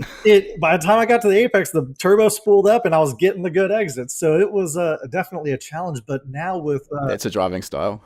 yeah, it was a driving requirement to overcome those limitations of a laggy old turbo, which was super advanced back then. But now, like in my road cars, in my NSX, I love the drive-by-wire because I can tune the throttle response. I can make the engine and the turbo do things that wouldn't even be possible with a cable. So Yeah, I think the days of laggy, slow drive-by-wire are gone. We often get this complaint when we talk about drive-by-wire, but the reality is there is no lag. You wouldn't be able to tell the difference. I mean, a little off topic, but I'm literally in the final throes of just retuning our Toyota 86 Endurance car on Motec's new GPR Pro package. I won't go too deep into it. Essentially, it's a torque-based package. There's a few, it must have drive-by-wire for this, but there's a few intricacies in the tuning. But once I actually had it set up, I finished off on the dyno yesterday, and it's actually amazing to see it all work. You could go steady state, 4,000 RPM, wide open throttle, and in the torque request table ask for, let's say, 500 newton meters of torque, 400 newton meters of torque, and it'd go wide open throttle and get there, and the boost would obviously come up, and it'd sit at 400 newton meters and the boost would come up, and then as the boost kept coming up, obviously it's making more torque, so you just see the drive-by-wire position would close. You're still at wide open throttle, and it would smack bang sit on that 400 newton meters of torque. Ask for 200 newton meters, and it would snap the throttle closed, and literally in a tenth of a second you're at 200 newton meters. That sort of control, there's obviously absolutely no way you're going to get that with a cable throttle. And the drivability that comes from that, like you saw that on the dyno from the data, but wait till you drive the car and how that affects the driving experience. That is completely unequaled in terms of making that drivable. And then you throw a reasonable traction control strategy on top of that.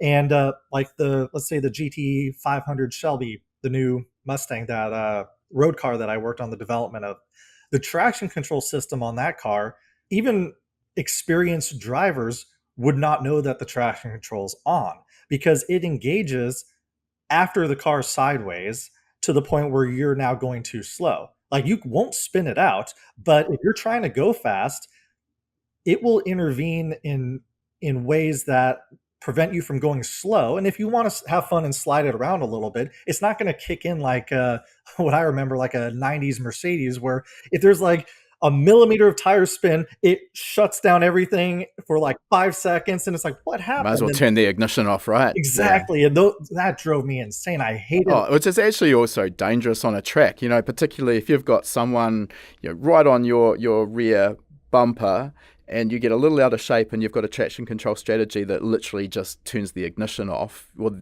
that's not going to end very well. Yeah. There's still some modern cars that have archaic strategies like that too that are dangerous for that exact reason that you said. But there's a lot of them, especially sports cars and performance oriented ones that are quite good. But yeah, what we did with the GT500 was incredible, where you can slide it around and you would have no idea that it's on until you actually need it by giving it the wrong inputs. And I think just kind of the takeaway is maybe from the perception of drive-by-wire, the perception of ABS, traction control, and the criticisms of all those driving things are from possibly for many people the relation of those older systems that were outright terrible. But if you compare the modern stuff or even the stuff that you guys teach and that the modern attainable ECUs and ABS systems that you can buy, they're just so good. But I guess to again circle back and play devil's advocate again, the argument of, oh, just turn everything off, make it pure and raw. I don't know. Like when I do car development testing for OEMs, we had a line of cars, Porsche, McLaren, Ferrari, GM vehicles, and we would assess their lap times relative to the stuff that we're working on, the development cars. I would turn everything off because for the outright performance, I don't want the tuning philosophies or the intrusion of any of those things to take back of because they're not going to make me faster. They're not a motorsport level thing that might gain me some time over the whole stint of a tire in a racing situation. Even the Shelby one, like the GT500's traction control program, it only affected me by a few tenths of a second per lap if I have it on versus off. But most cars, it slows me down way more to have it on than have those systems off. So when I did the benchmarking, I would just turn everything off and just feel out the car. So there are some reasonable arguments for not having that, but I guess it comes down to what's the goal? Are you trying to go faster? Are you trying to be more consistent?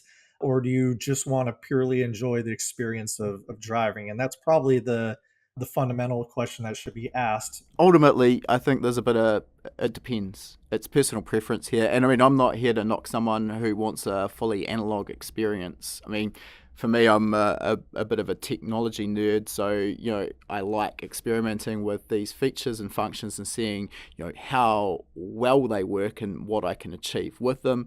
And as already noted, gentleman driver here, not aiming to be the next Max Verstappen, so that's fine. I kind of know where I sit in the pecking order. Let's move on. I just want to quickly dive into Le Mans 24-hour racing, or endurance 24-hour events in general, because I don't often get the chance to chat to someone who's been involved at that level. So you got to race the Ford GT at Le Mans, and I'm just wondering, what is the build-up process look like from a personal standpoint to cope with an endurance racing event that's that long? And I'm talking here about nutrition, physical fitness, mental sort of fitness. What do you need to be doing? So for like the 24 hours of Le Mans, that is essentially 24-hour qualifying laps. You are running at 10 tenths the whole time. The days of like Ford versus Ferrari, the 1960s, and heck, even into the 90s, you had to take care of brakes. You had to take care of transmissions and engines and not take them to red line because they won't be reliable and last that much. Also, the cars made a lot of horsepower back then, whereas now, like a GT3 level car is around a 500 horsepower car, compared to in the 90s, there was some like 900 plus horsepower GT cars, the GT1s, which were my favorite series of or classification of cars that raced. But since the cars now are really relatively lower powered, more momentum cars, high downforce, and the reliability of all these systems are so high, you are running at 10 tenths the whole time. So that is way more physically and mentally demanding than it is trying to manage a transmission or manage the brakes. It doesn't take as much physical or mental capacity when you're driving at 8 or 9 tenths or whatever, 9.5 tenths. But when you're at 10 tenths, like a legitimate 10 tenths for so long, you have to be in good physical shape. So cardio is extremely important. Having the physical strength to not get fatigued from having to turn that wheel, they're physically demanding cars to drive. You're still in many corners pulling 2Gs or more because they're banked corners. It's really demanding. What's the sort of stint length for a driver? I mean, I'm guessing it might depend on strategy and what's happening in the race, but yeah, is there sort of an average stint length that you would actually drive between breaks? It all depends on strategy. And right now, and over the last few years, the rule book kind of limits a stint length to around 50 to 58 minutes, depending on the car. So usually drivers will do 1 to 2 stints. In some cases, that's most common. Some cases they'll do 3, but it's all depending on the strategy, where you are positioning, what happens with yellow flag cautions and fuel economy. And like for me, between like the 24 hours of Daytona and the 24 hours of Le Mans, more than once I was in the car for nearly 4 hours straight. Holy that's insanity.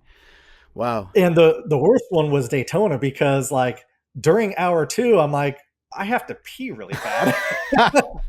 And I'm like, oh, I can handle this. It's like, okay, whatever, 30 more minutes left of stint 2. All right.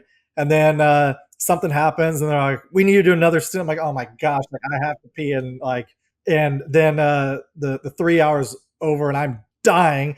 And then another yellow comes out and they're like, you're staying in the car. I'm like, no, like put him in. And like, no, you're staying. I'm like, I can't do this. Wow. Yeah, I can only imagine. So that made it even worse than just the physical demanding thing. But like there's other races in different 24 formats that having longer, like 3 hour, 4 hour stints are more common. Like the 25 hours of Thunder Hill, which is our longest race in the States that happens in Northern California. It's not at that professional of a level as like Daytona or Le Mans, but like people have done 5 6 hours. I've done a 6 hour stint in a E46 or E36 M3 when we won that race at night, and that was just fun because granted that car would pull 1.5 Gs sustained. It had a decent aero on it, but yeah, just you're not operating at that same mental and physical level as like Le Mans. I'm just interested with the sort of driving at 10 tenths. I would have assumed that there was a bit of tyre management that would have gone into this. It sounds like that's not the case. These tyres are good enough to do an entire stint, and you can drive them 10 tenths without the tyres sort of falling to pieces. It's pretty complicated, and what's really neat is Michelin will make special constructions, the actual belt layup and plies and everything. In addition to the compound, they'll make custom specific ones for each platform. Okay. So like a Corvette will have a different tire from a Porsche, will have a different tire from a Lamborghini. In some situations, like they may have to share them until the next generation comes around where they get to refine and make their own custom one. But at the end of the day, super high level custom tires at that performance level. And there is a degradation. So lap one's not going to be as fast as, the last lap's not going to be as fast as lap one all the time, but there is fuel burn. So as the car burns its fuel down, so in some cases, at the end of a stint can be quite fast or sometimes even faster than an early stint. It also depends on the platform of the car. If you have the fuel tank that's in the front and your weight distribution changes, there's a lot of variables. But at the end of the day, you are running at 10 tenths, but you have to run at 10 tenths and not abuse the tire. If you just view qualifying as like, I'm just going to destroy and slide these things around, that's not really the case. If you do slide the tire, every time you slide the tire, that's extra wear and extra heat. And both of those will affect the performance at the end. And if you are too hard on them early in your stint, you're going to have more tire degradation and you're not going to be able to perform later in the stint. So it's an interesting balance of maybe I can go 0.2 quicker, but am I going 0.2 quicker and doing micro slides a little too much where I'm going to lose 0.4 on the backside? Yeah. You are at 0.10, but you're trying to find that balance, keeping it in that window without overdoing it. So in qualifying, you don't really care. You're not trying to kill the tire, but you could slide it around a little bit and you're just trying to do whatever it takes to put that time together. But in your Le Mans stints, you're trying to be in that window with zero excess wasted motions. Yeah, that makes perfect sense. In terms of the balance of the car over the length of a stint, as the tyres do degrade and, as you mentioned, as your fuel burns off, what sort of levers, physical and metaphorically, have you got available to pull in order to adjust the balance to suit you? So that's what I really miss. I really liked the two-frame GT cars that we had in the States, and also like Trans Am style cars back in the 90s, then GT cars in like the 2000s, where you had adjustable roll bars. I really miss that. I wish more racing series adopted that or allow that. Now with all the homologation, like that's a zero chance of that happening. But I loved racing those kinds of cars because as the balance changes, you can stiffen or soften a front or rear bar, and you have more control as a driver to affect the performance of the vehicle. Most racing doesn't have that. So the workaround of that is, and actually I was taught this by one of the race engineers for Dale Earnhardt, the original Dale Earnhardt, and Dale Earnhardt Sr. And when I was told this early in my career, before Dale's passing, was that he would drive into corners if he had a loose car, oversteering car. He would drive into corners harder and start to wear out the front tire to gain the balance back. That's interesting. I wouldn't even have thought of that. That is 100% a true thing that I've done in my driving throughout my career. Was if you have an oversteering car, you can go turn the exact same lap and carry another 2K or whatever, 1 mile an hour, 2 miles an hour, 3 kilometers an hour harder into a corner, lean on that front tire more, and kind of scrub the speed getting into the corner and turn the same lap time, but you are using more of the front tire. Whereas if you drove it normally with the normal driving style and your normal, you'd be chasing the rear because the front has 100% grip. The rear, through car setup or just the rear tire was wearing out fast or whatever it may be, if you drive it to 100% of the front grip and that's the rear can't stick with it, then you continue to wear out the rear and that problem gets worse. Yeah. So from a driving standpoint, if you drive differently around the car for a certain period of time, you will feel the balance start to change, and then you can back up your brake points or your corner entries and go back to a normal thing, or vice versa. If you have an understeering car, you get it slowed down, you take it easy, and you're not grinding off the front tire down to the apex. But then once you get to the apex, get on throttle a little bit before you would normally because you're slow in, and then just stomp on it and lean on those back tires, not where you're spinning them and getting sideways, but just a very small emphasis of changing that to then work the rear tire a little bit more, getting off the corners. And you do that after 5-10 laps and the balance starts to come back. So that is the main thing that you do at that level to get the balance to come back. Although personally, I'd rather just have those knobs. Yeah. So yeah, that's a higher level of driving, more nuanced thing. I mean, I think that's a really novel take on adjusting handling balance, mid stint. Really interesting. I think adjustable anti-roll bars make a lot of sense, but then of course as well you have to know what adjustment to make to those anti-roll bars to affect a given change. But then, of course, you've got the radio and your race engineer. So if the driver doesn't inherently have that knowledge within them, the engineer should probably be able to advise what magnitude of change to make to the front or the rear bar if you're suffering, understeer or oversteer. But back then, like now that I'm recalling, especially like gentleman drivers, but even like seasoned drivers, I remember that they would just do dumb things with the bars and come in, and the engineers are like, "Why the heck is he doing that?" Like Less opportunity to get it so far out of the ballpark you can't see your way back. Yeah, that's fair. yes. All right, so let's move on. We're sort of getting a little bit light on time here, and there's a sort of couple other parts that I wanted to talk about here. You've obviously got a lot of experience as a race driver, and you've mentioned you've done some driver coaching. So I'm just wondering if you could give our listeners some tips here. So, are there maybe 3 or 4 or even 5 common mistakes that you see novice drivers making when they've got their car on a racetrack? For me, like my coaching philosophy is more in line with teaching the procedure.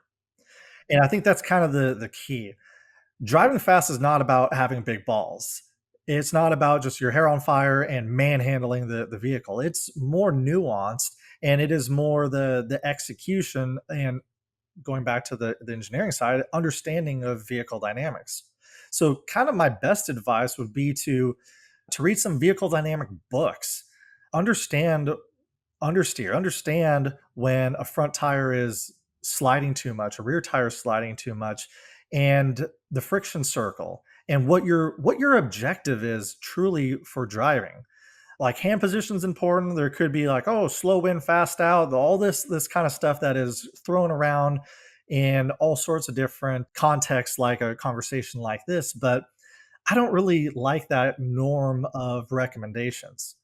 My recommendations is different. It's like if you want to drive, if you enjoy it, invest the time into your driving. Invest the time. Just buy the book. I'm not a huge. I've never really liked reading. I love reading technical articles and stuff like that, but just reading books has never really been my pure enjoyment.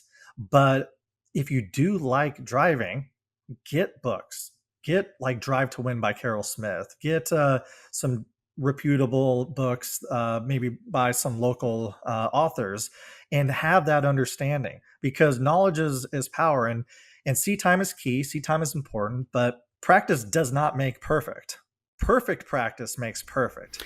Yeah, if you're practicing the wrong things, it's not really going to help you. Exactly. You're creating bad habits. You're ingraining bad things. So if you understand, hey, this is how it kind of works. Like you don't have to know the math behind damper curves and all that, unless you want to do the setup and go down learning that from an educational and car setup standpoint. But just from a driver, have the understanding of that. If you don't have the budget to do a racing school to learn that there, you could buy a book for not very much money and learn that and then implement that. Like it's a practical use thing. So you're learning about something, next track day, try it and work on that.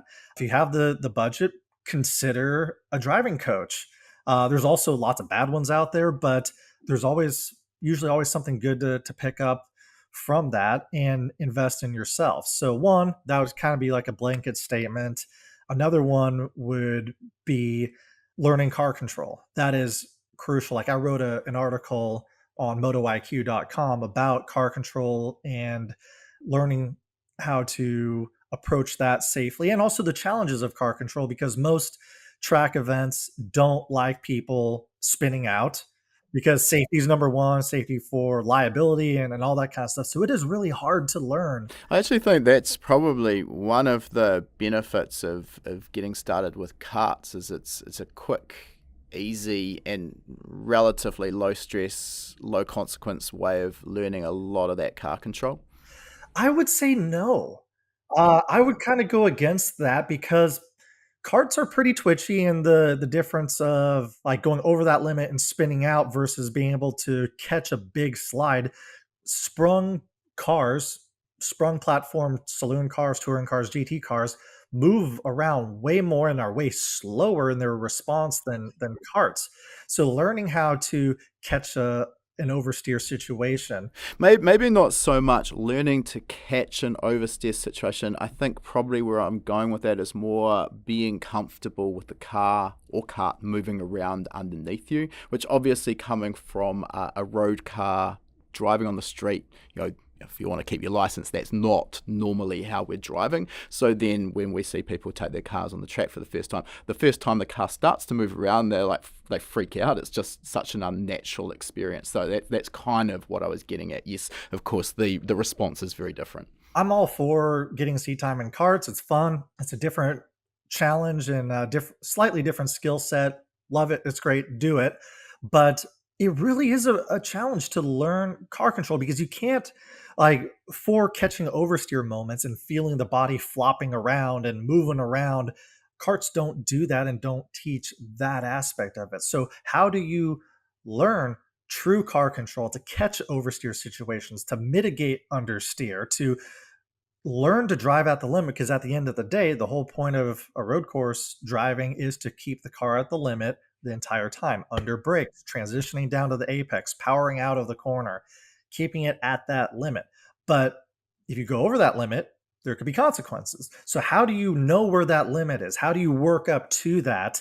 And having the right processes, and that's what I teach in my coaching, is how to inch up to that. Reading a lot of books will teach you a reasonable amount on how to do that. And that's probably the best and safest thing, is knowing the process and then working towards that is going to get you there and keep you safe. It's not about, I went through the corner, I don't know, it was okay, and I'm just arbitrarily going to go 10K faster, 10 miles an hour faster into the corner and see what happens. So knowing the right approach, that is one of the most important things to keep yourself safe and to make practice and seat time move you in a positive direction without plateauing. Yeah. I'm interested what your thoughts are on where, if at all, simulator training plays a part in improving your on-track performance. Obviously, we've seen the likes of iRacing, really explode in popularity since COVID. I do use iRacing and some other platforms as well, particularly Assetto Corsa. I've used that to learn tracks that I haven't been to before in New Zealand. Unfortunately, iRacing don't come and laser scan tracks over here in New Zealand, so I kind of have to do what I can do. And I mean, what I have found is, like, maybe it doesn't have the exact nuances of the track surface that a laser scan track will have, but at least you know which way to turn when you come out of pit lane. You kind of can build up a bit of a knowledge of maybe where the key corners on a particular track are, driving lines, etc. But of course, with a simulator, we lose that sort of seat of the pants feeling. You're not being exposed to the G-forces that you are in a real car. And of course, the consequences are less significant. It's pretty easy to press the escape key. I do like simulators. Like when we developed the Ford GT street car and race car, we had a $3 million simulator that we would do development on before the car was even in existence. And then we would do testing prior to going to racetracks, and then some NASCAR consulting I do for a NASCAR Cup team, constantly do development stuff on that. And those things move around and are amazing, but not attainable for most people. But when I wasn't testing and working on those $1 million simulators, I didn't have a trick amazing simulator setup at home.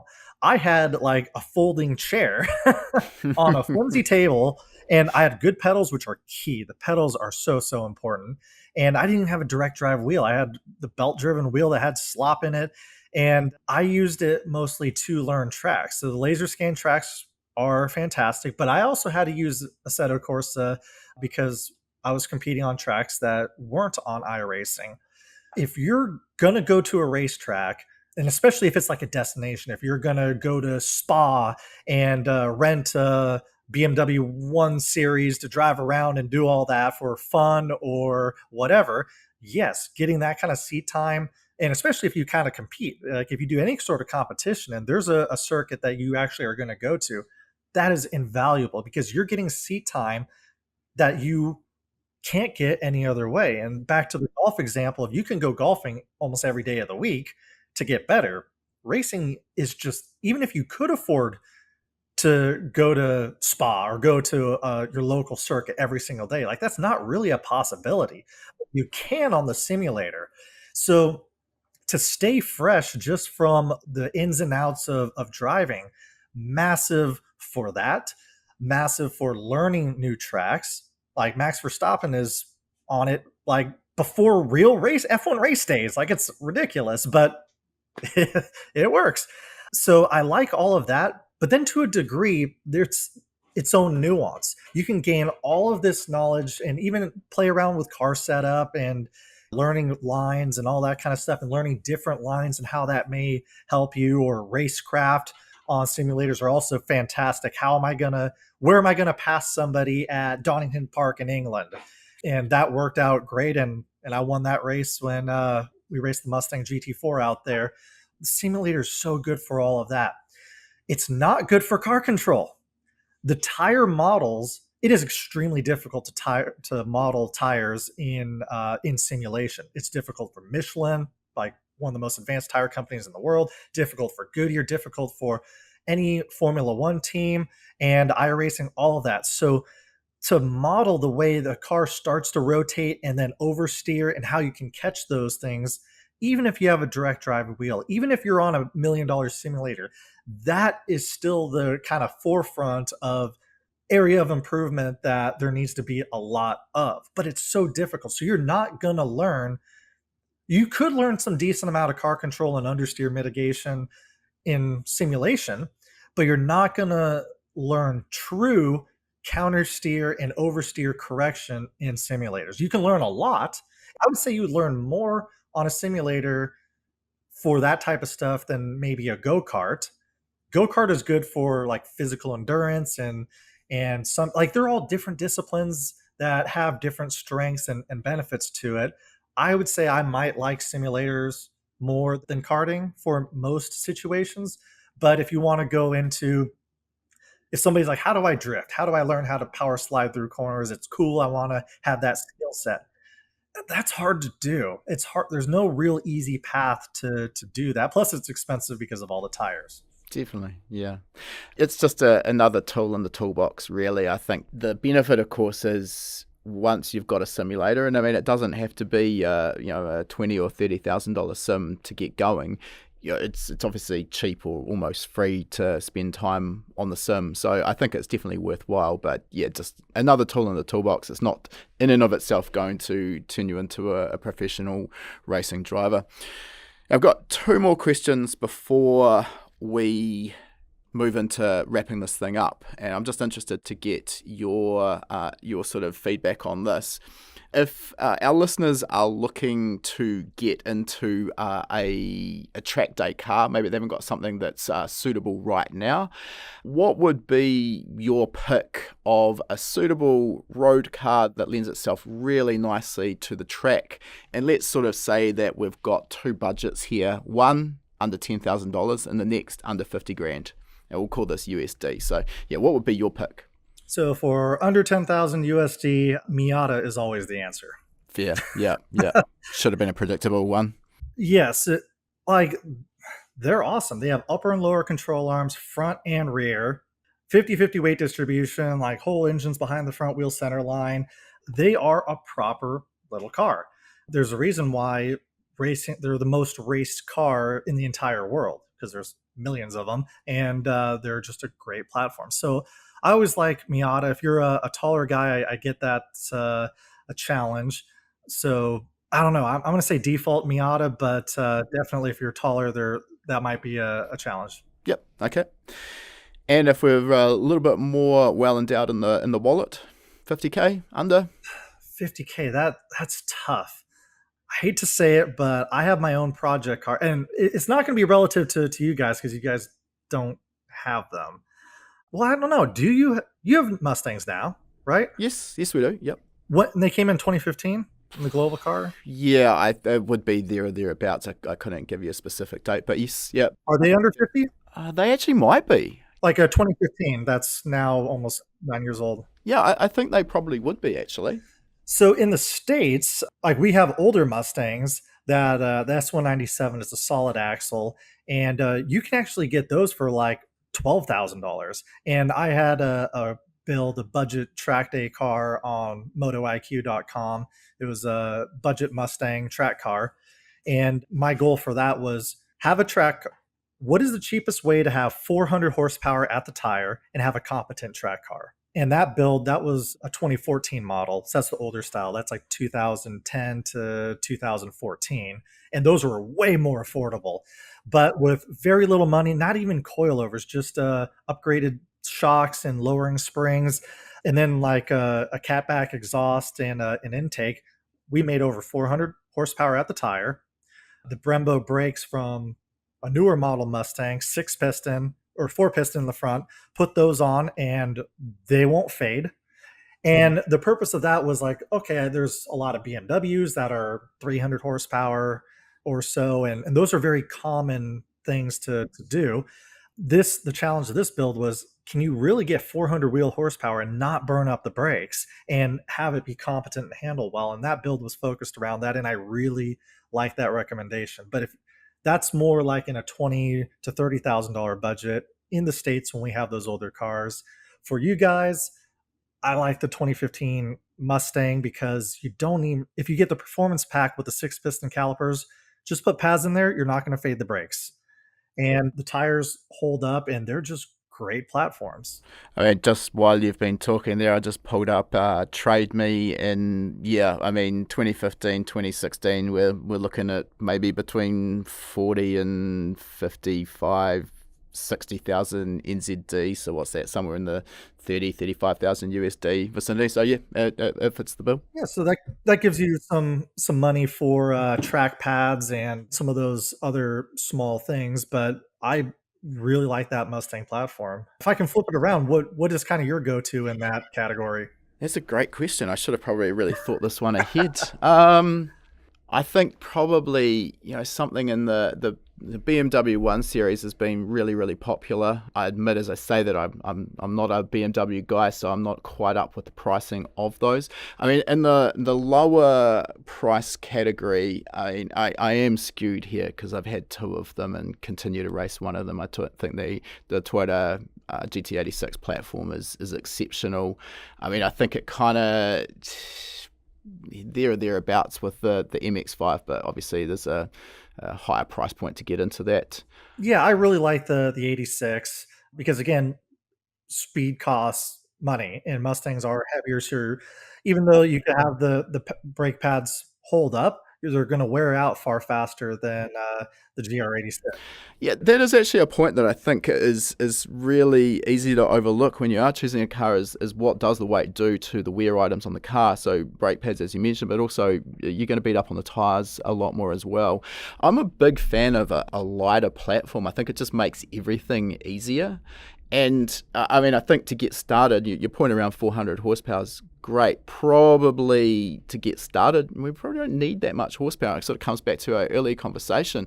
Starting with something that, if it's underpowered, you get into a corner, it's all going really, really pear-shaped. You're sort of probably going slow enough that you can just about take the belt off, open the door and get out before it hits the wall. And, that it's not the end of the world.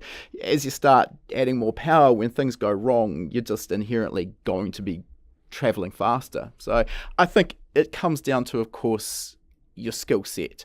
I think, starting with something like an MX-5 or a GT86, stock standard in terms of power, that's a great starting point. Obviously, once you've done a couple of seasons of racing, you've started to build up some skills, you're going to want to progress to a more powerful platform, and that's just a natural progression, I think. So yes, the 2015 Mustangs with their 19-inch wheels, even, it's hard to put 18s on them in some situations, but that older S197 Mustang that I did the track car on, those run 18-inch wheels, big tires, and that has a mass to tire ratio where that thing doesn't wear out tires that bad. So that build, which unfortunately is not relevant for you guys down there, is great as a difference than some of those BMW options. Although the new 1 Series and 2 Series, I did track those recently, and they're extremely capable and a lot of fun. Yeah. All right. I think we've probably provided a fair bit of information to everyone listening on where to get started with track days. And I think the takeaway there, at least from my perspective, less is more when you're just getting into it. We have taken up a lot of your time though, so I'm going to move on to wrapping this thing up, and we've got, of course, the same 3 questions we ask all of our guests. And the first of those is, what's next and in the future for you? So yes, I've done a lot of development in the past, a lot of racing, putting together some racing deals for the second half of this year. So a lot of racing in store, as well as some pretty cool projects that I'm working on. Can't say too much at the moment, but one, like I'm doing stuff with Gunther Works on their Porsche Turbo and continuing with that. I'm also consulting for some other car companies and new companies that are bringing things to the market that are pretty darn exciting. So hopefully all those move forward in a positive direction. And yeah, that's going to be real neat once I can talk about that. So a whole lot of exciting stuff that you can't share with us. That's just perfect. Understandable, though. We understand how an NDA works, so no disrespect there. Next question, is there any advice you give to a younger version of yourself, or perhaps one of our listeners, to help sort of fast track where you've got to in your career? It would be the importance of networking. And I hate to say this, but in like today's day and age, who you know matters, and it's always mattered, but who you know often matters a lot more than what you know or how good you are. Throughout my career, I focused so much on being the best, setting the car up the best, having the fastest car, getting all the wins. And that doesn't ensure a ride, that doesn't ensure success.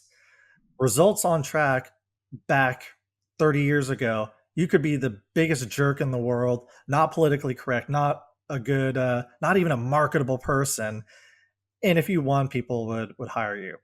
But now the importance of representing well, the importance of networking, the importance of relationships are more important than the actual results. And the advice to myself and to the audience would be is network, meet people, develop those relationships, because when you develop those relationships, the sky's the limit in terms of those kinds of opportunities. If you stay solely narrow focused on just having the fastest car or just winning and not developing the relationship with the series sponsor, with other people in the paddock, you're probably not going to go very far. It sort of really comes back full circle to what we were talking about near to the start of this chat, where the talent is only going to take you so far. And that networking is always been a powerful skill. Probably a little difficult for the more introverted among us, but like any skill, it's a skill that can be worked on and developed. So it was more comfortable and easier to just stay focused on looking at the data to understand how to make the car go faster and then beat everybody. But then guys who were nowhere near as good, but were likable and very social, got, in some cases, better opportunities or got to drive for the better team with the better engineers. And then, okay, they're now a challenge to beat this guy, even though they're not that great. They're in a better position. And it's like, okay, well, no, just outright winning doesn't, in today's day and age, necessarily get the best opportunities. So you have to have both. Got to be the entire package. All right, last question for today, Billy. If people want to follow you, see what you're up to, how are they best to do that? Through probably the social media channels, Facebook, Instagram, and Twitter are all at Billy J Racing, BILLY, the letter J Racing, or my website, billyjohnsonracing.com. Okay, as usual, we'll put links to those accounts in the show notes so that it's super easy for people to find. Look, Billy, it's been a really, really interesting chat. Great to get some perspective on everything that we've covered from the likes of yourself, a professional driver, and it's been an eye-opener for me, and hopefully all of our listeners have also learned a bunch. So thank you for giving us your time. Well, it's been a lot of fun, and thanks for having me. If you enjoyed this episode of Tuned In with Billy, we'd love it if you could drop a review on your chosen podcasting platform. These reviews really help us to grow our audience, and that in turn helps us to continue to get more high quality guests. To say thanks, each week we'll be picking a random reviewer and sending them out an HPA t-shirt free of charge anywhere in the world. This is also a great place to ask any questions you might have too, and I'll do my best to answer them if your review gets picked. So this week, a big shout out to Dayton E from the US, who has said, "Awesome podcast, extremely informative and a delight to listen to while I work, and I can't watch any of the courses. Just finished every episode and ready for what's to come. Keep up the good work." Well, thanks for the kind words, Dayton. Great to hear that you're getting so much value out of the podcast. And if you get in touch with your t-shirt size and shipping details, we'll get a fresh tee shipped straight out to you. All right, that concludes our interview. And before we sign off, I just wanted to mention, for anyone who's been perhaps hiding under a rock and hasn't heard of High Performance Academy before, we are an online training school and we specialize in teaching a range of performance automotive topics, everything from engine tuning and engine building through to wiring, car suspension and wheel alignment, data analysis, and race driver education. Now remember, you've got that coupon code. You can use podcast75 at the checkout to get $75 off the purchase of your first course. You'll find our full course list at hpacademy.com/courses. Important to mention that when you purchase a course from us, that course is yours for life as well. It never expires. You can rewatch the course as many times as you like, whenever you like. The purchase of a course will also give you 3 months of access to our Gold membership. That gives you access to our private members only forum, which is the perfect place to get answers to your specific questions. You'll also get access to our regular weekly members webinars, which is where we touch on a particular topic in the performance automotive realm. We dive into that topic for about an hour. If you can watch live, you can ask questions and get answers in real time. If the time zones don't work for you, that's fine too. You're going to get access as a Gold member to our previous webinar archive. We've got close to 300 hours of existing content in that archive. It is an absolute goldmine. So remember that coupon code podcast75. Check out our course list at hpacademy.com/courses.